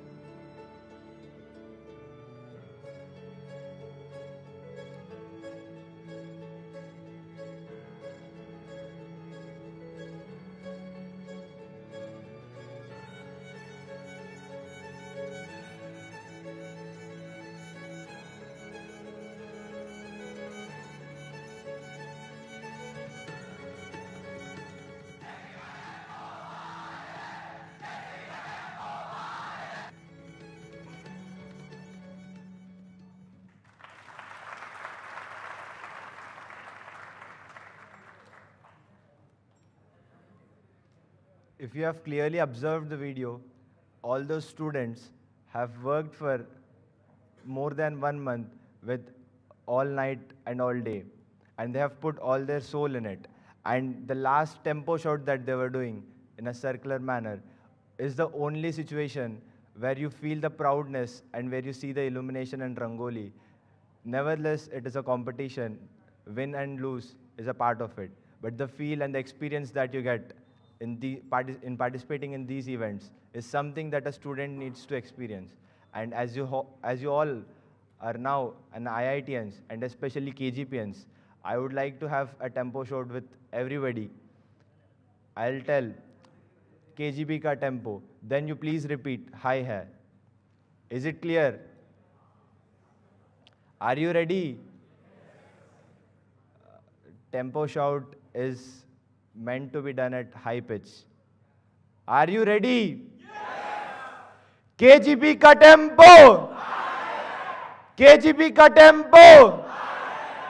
KGP ka tempo. Thank you everyone. And now I request General Secretary Students Welfare to explain about their welfare activities.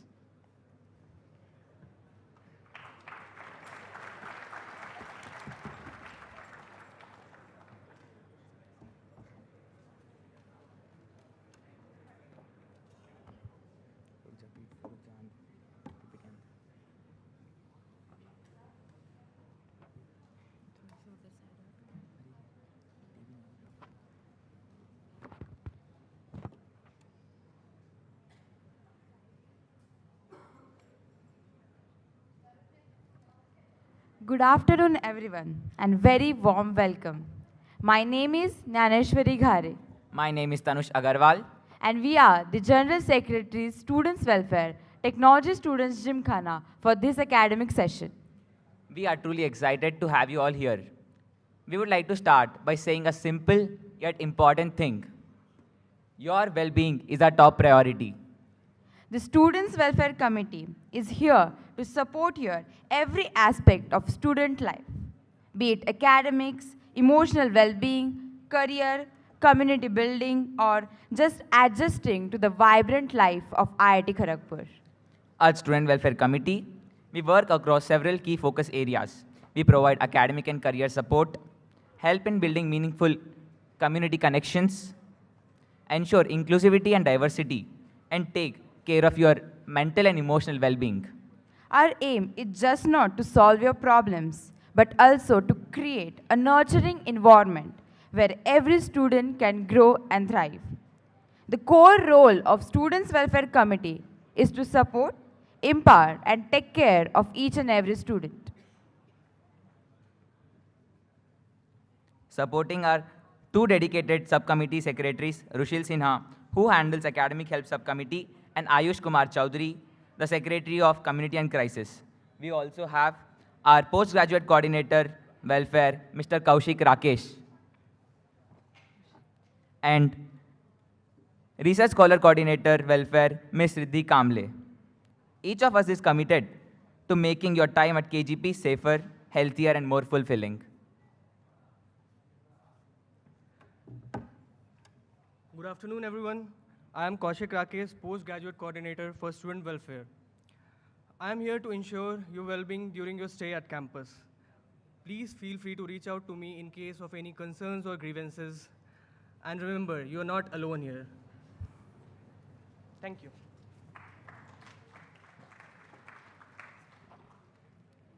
One of the main arms of Students Welfare Committee is Student Welfare Group. We focus on academic and career-related initiatives.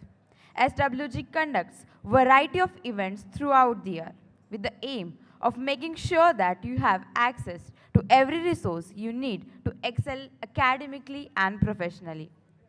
Our signature SWG programs includes Freshers Campus Tour, Student Mentorship Program, academic orientation webinars, research guiding sessions, and career orientation talks.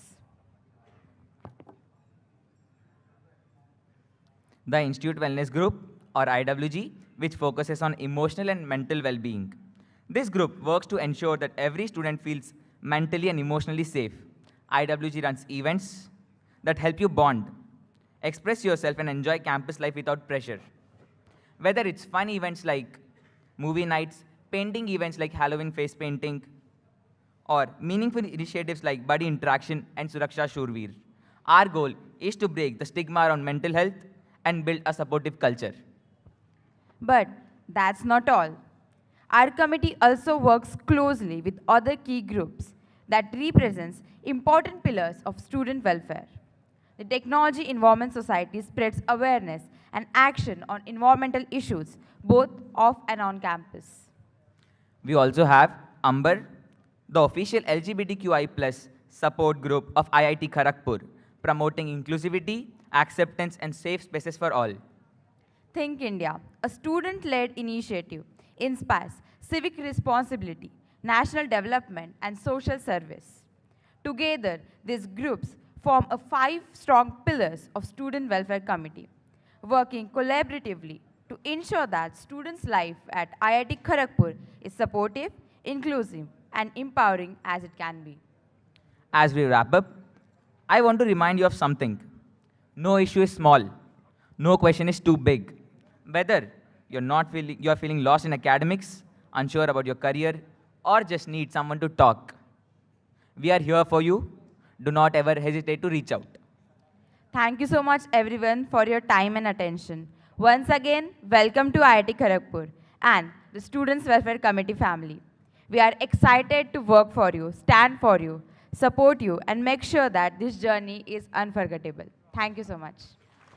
Welcome all to IIT Kharagpur. Thank you so much.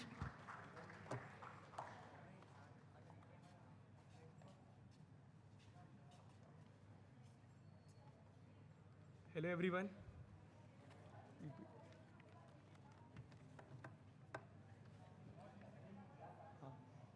Hello everyone.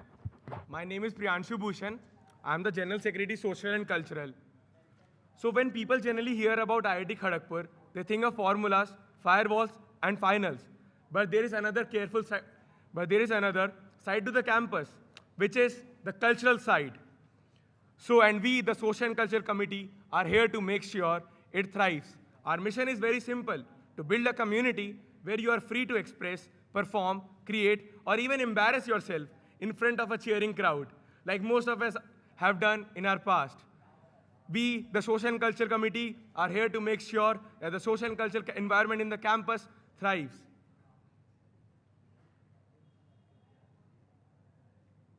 So in general, our events over the years are, we conduct many open IIT events, the Inter IIT, Spring Fest, and General Championship. Whereas Open IITs are inclusive platform where everyone can participate. It doesn't matter that if you are a first year, second year, third year. It is open to everyone to participate. So here are some clips of some previous Open IITs, along with a short musical which happened.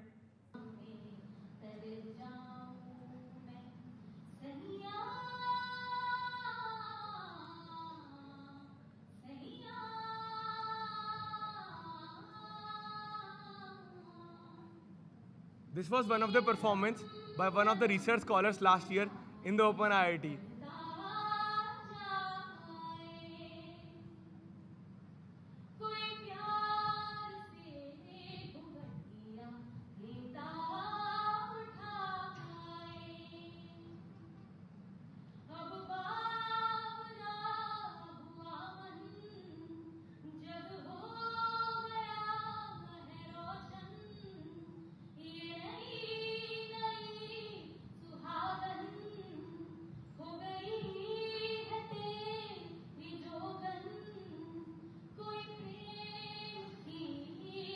In general, the Open IIT events are conducted in the autumn semester.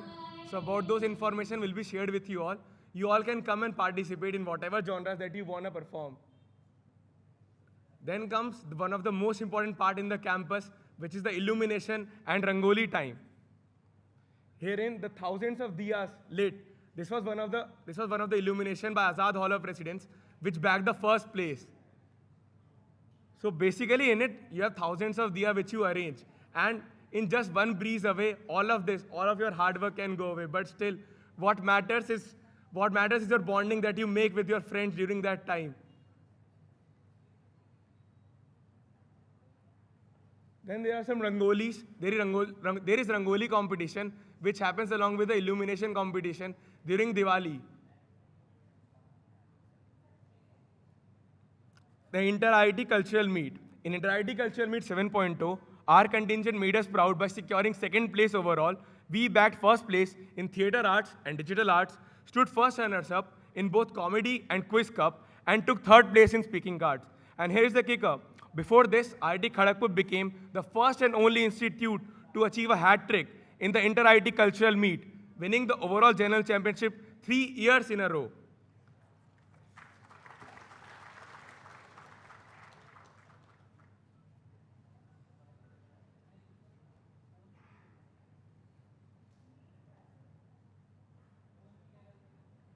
Next, to the grandest celebration of them all, Asia's largest and oldest social and cultural fest, where for 3 glorious days, the campus turns into a playground of creativity and madness.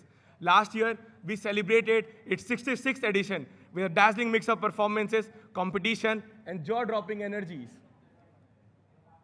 But what was the real showstopper of these?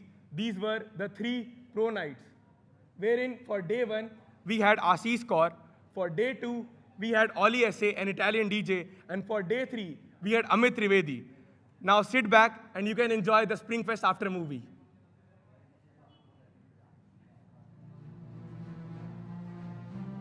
In the heart of West Bengal, where tradition meets innovation, and where the pages of history intertwine with the rhythm of progress, from the echoes of ancient wisdom to the beats of modern enthusiasm.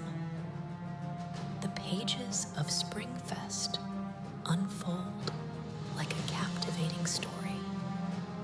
So, join us as we rewind the tape, turn the pages, and relive the moments that defined a chapter in the grand story of IIT Kharagpur.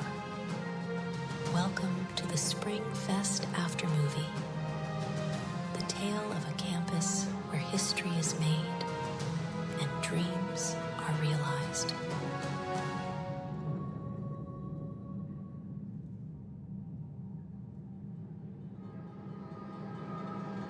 You can try to break me. I cut my teeth on people like you. It's gonna take a lot more to take me down. I'm a step ahead, watch me wear my crown. Don't need a night to cut the cake and count the dragons that I slay. You can give it all you got, 'cause love is running through my veins. So this line can't be tamed. There's fire in my blood.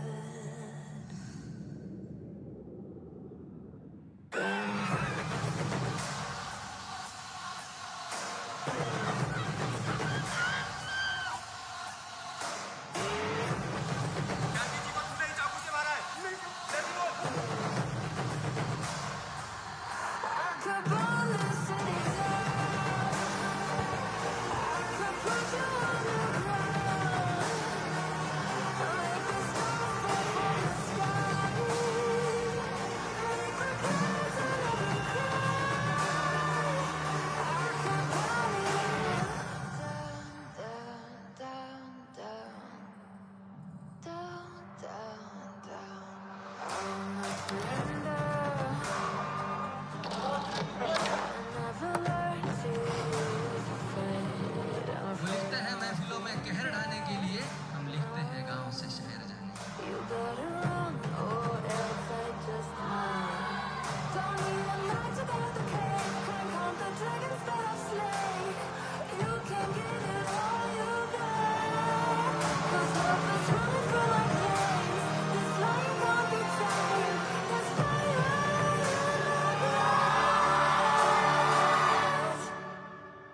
There's fire in my blood.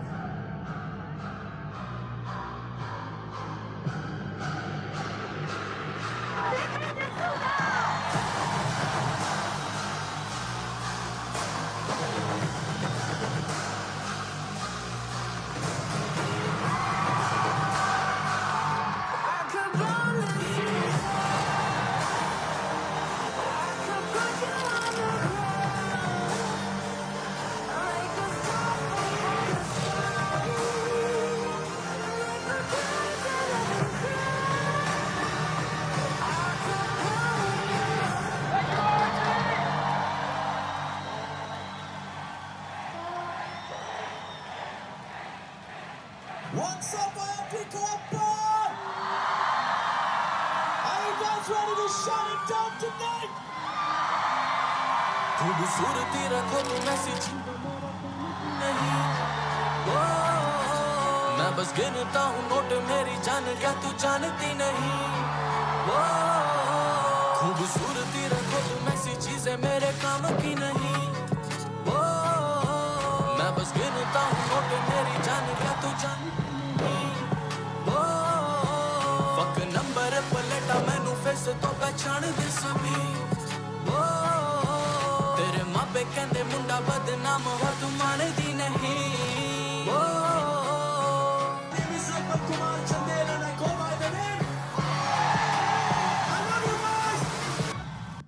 As we are in a bit of time crunch, you can watch the whole after movie on the YouTube. Moving on, coming on to the general championship. I hope you all have watched Chichore once in your life. So the general championship time is more than that. It is a true competition between each Hall of Residents, where each Hall of Residents fight with each other to get what? To get the general championship trophy of social and cultural.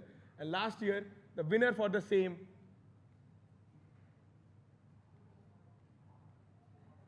was Azad Hall of Presidents, with RK Hall of Presidents coming coming in as the first runners-up, and Nehru Hall of Presidents as the second runners-up.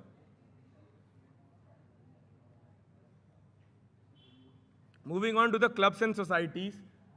So in the Dance and Dramatic Subcommittee, we have Break Free, which is a technology dance society. So if you, then moving forward, Prava, it's the Hindi Technology Dramatic Society. Encore, the English Technology Dramatic Society. Prasthanam, the Telugu Technology Dramatic Society. And Druhin, the Bengali Technology Dramatic Society. In the Entertainment Subcommittee, we have WTMS, which is the Western Technology Music Society, and ETMS, which is the Eastern Technology Music Society. In the Literary Subcommittee, we have TLS, the Technology Literary Society, the Debating Society, and the Comedy Club. In the Journal Subcommittee, we have Communique. In the Fine Arts and Modeling Subcommittee, we have Spectra and Finesse. In the Films and Photography Subcommittee, we have TFPS. In the Culinary Arts Subcommittee, we have Aroma. Moving on to the Freshers Award, this year we took the initiative wherein all the first year students are applicable to get the Freshers Award, in which you have to perform in the social and cultural activities throughout the year, be it Open IIT, Inter-IIT selections, General Championship, everything counts in it. So last year, the winners of Freshers Award were, for the comedy arts, it was Sharan Chaturvedi. For dance, it was Tukshit. So basically in this, I hope that you all think that only undergraduate students bag these awards, but that is not the case. Last year, 2 postgraduate and research scholars bagged the Fresher Awards. In it, Aman Gupta and Michelle Mohammed were part of the postgraduate and research scholars committee. It just matters that you give effort to the social and culture committee and perform. So if you want more of the social and cultural content, you can scan this link and go to our Cultural IIT Kharagpur YouTube page. So these are the secretaries of the committee. Thank you, everyone. Now please welcome my fellow General Secretary, Sports and Games.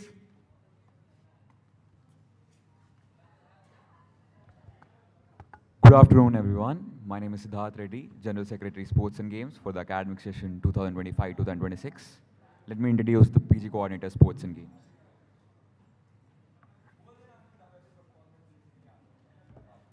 Hello, everyone. I'm Konark Jaishi, Postgraduate Coordinator for Sports and Games here at IIT Kharagpur for the session 2025-26. A warm welcome to all of you to this vibrant campus. Here we have a thriving world of sports for you waiting for you to join in, from inter-hall rivalries to friendly matches, and I encourage all of you to explore the facilities that we have here. And if you have any questions, please don't hesitate to reach out to me. Thank you.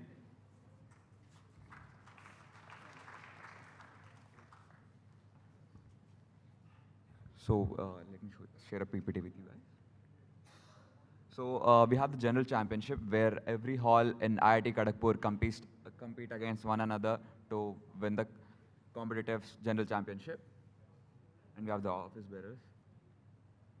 We have the secretaries. And let me share the sports facilities that are available at IIT Kharagpur. Athletics. The athletics track in IIT Kharagpur is of international standards, which was constructed in the year 2019 during the Inter-IIT, which was hosted in IIT Kharagpur.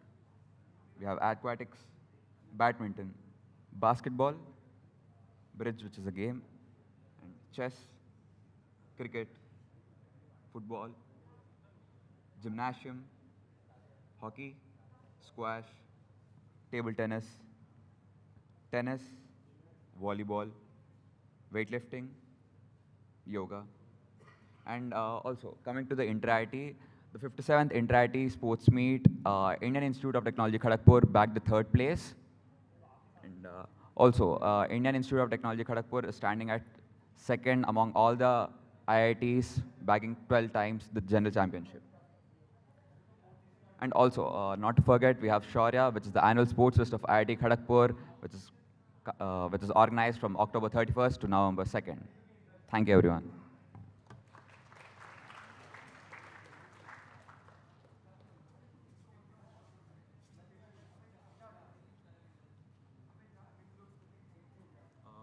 Let me introduce the General Secretary, Technology Committee.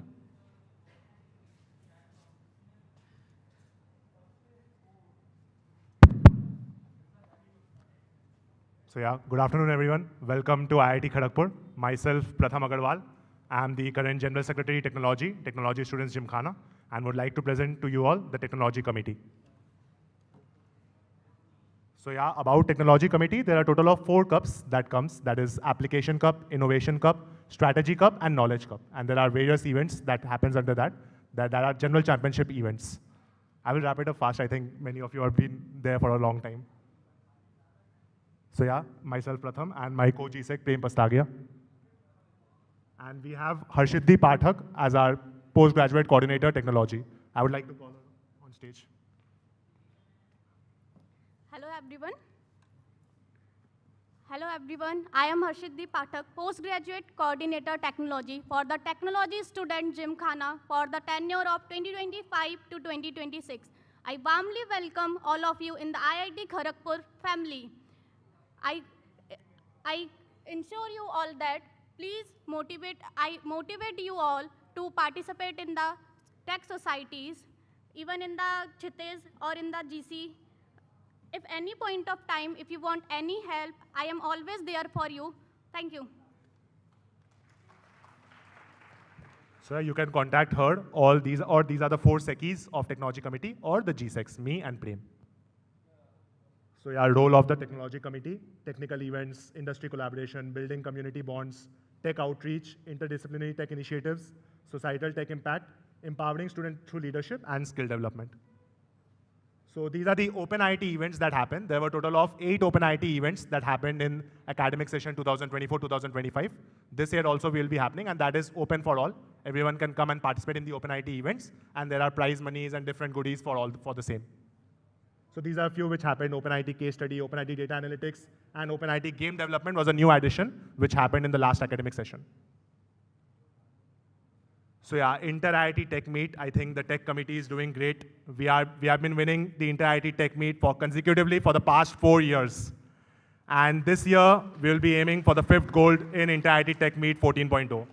And we would love contribution from the PG and RS students. There are 2 particular competitions like the Students Academic Conference and Engineers Conclave, where you all can participate, and the other events as well. These 2 events are particularly for you all. So we would love that the PG and the RS students also contribute for bringing the 5th gold.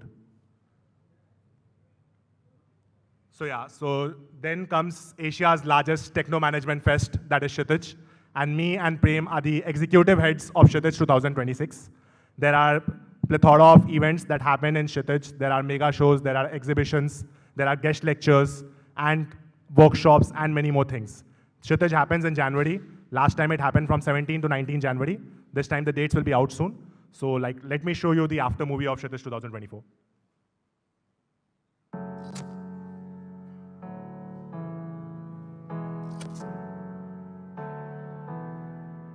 Kill the demons of my mind ever since you came around.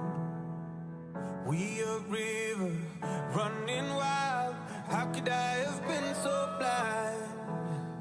I just live a fast life, forget about the past. I numb out to escape my fears. Friendships only pass by, show up gone like strobe lights. With you I feel something real. And I walk a million miles just to see you smile till the day I die. Oh, I need you by my side. We get high on life till the day we die. High on life till the day we die. High on life till the day we die.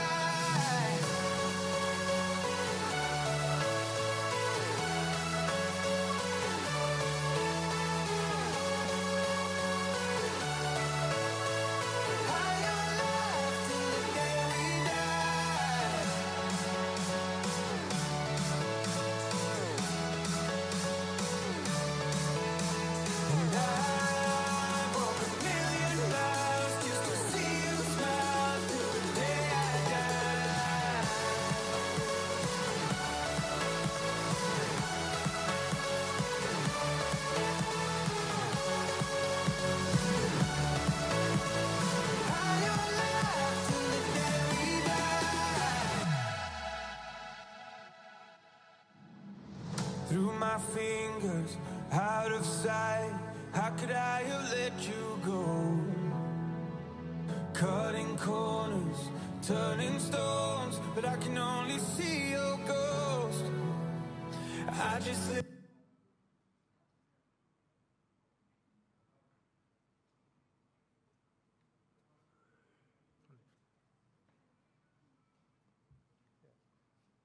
So then comes the general championship events that happen. There are a total of 10 events that happens under general championship technology.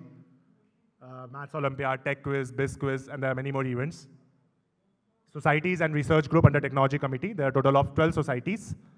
They are pretty self-explanatory. Aerial Robotics Kharagpur, Business Club, Computer Graphics Society, Developers Society, Grimoire of Code, IIT Kharagpur Quiz Club, Kharagpur Data Analytics Group, Kharagpur Robo Soccer Students Group, Prodex, Technology Robotics Society, TEDx IIT Kharagpur, 180DC IIT Kharagpur. So you all are free to join. All the societies have their different pages on the social media handles. For Tech Committee, there's a specific page which is tech.iitkgp. You can check it on Instagram and Facebook. And there's the TSG website as well, and the social media handles of TSG.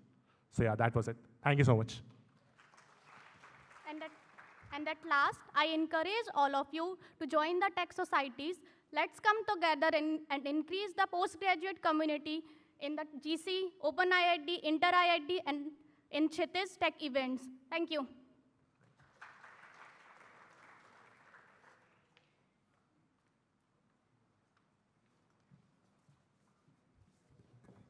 Thank you, and give a big round of applause to our student representative. As you can see, campus life here is rich with opportunities, support system, and experiences, which is waiting for you to explore. Now, to render the vote of thanks, I invite Professor Tapas Laha, respected co-chairman of Induction Program 2025, to do the honor.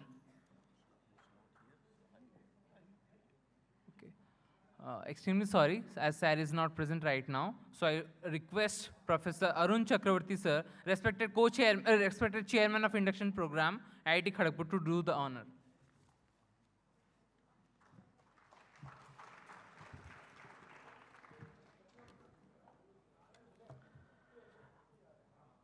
So at the end, I feel privileged to get the opportunity to propose a vote of thanks on this auspicious occasion. I would like to thank all the honorable delegates for their gracious presence here, our director sir for his constant support to us. We thank him for his constant support and also inspiring and motivating address to the students. I express my heartfelt gratitude to Deputy Director Ma'am, all deans, heads, faculty members, and all supporting units of IIT KGP family, starting from sanitary to water section, electrical works, sewage, and horticulture, etc., etc. I sincerely thank Vice President Gymkhana and other members for their support and constant hard work for so many days. Otherwise, like this event cannot be a success. So I thank all of them. I also thank to the faculty volunteers. There are many faculty volunteers. They tirelessly work day and night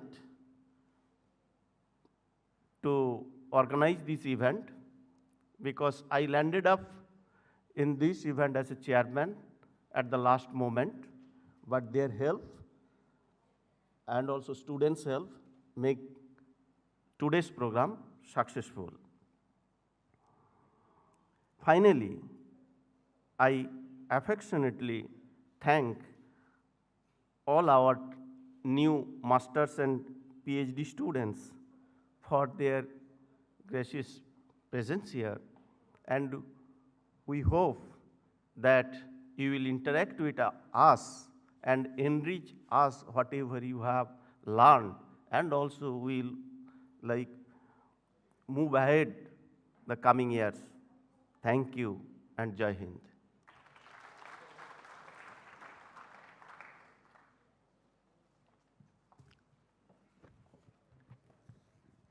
Thank you so much, sir. Now, as we conclude today's program, I request everyone to please rise for the national anthem and sing in unison.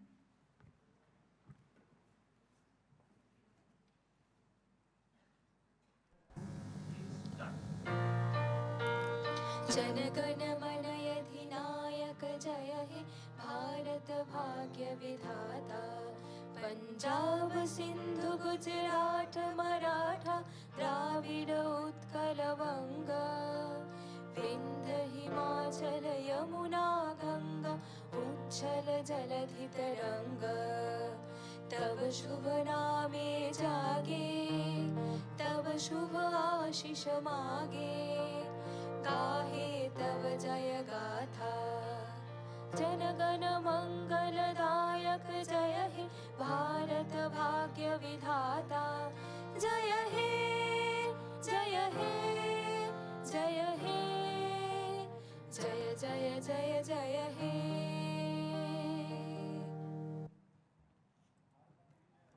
Thank you, everyone. I request you all to sit. Now, it's time to conclude the program. Thank you for being a wonderful audience. May your days at IIT Kharagpur be filled with learning, laughter, and limitless possibilities. Remember, this is just the beginning. The best is yet to come. Thank you and have a great day ahead.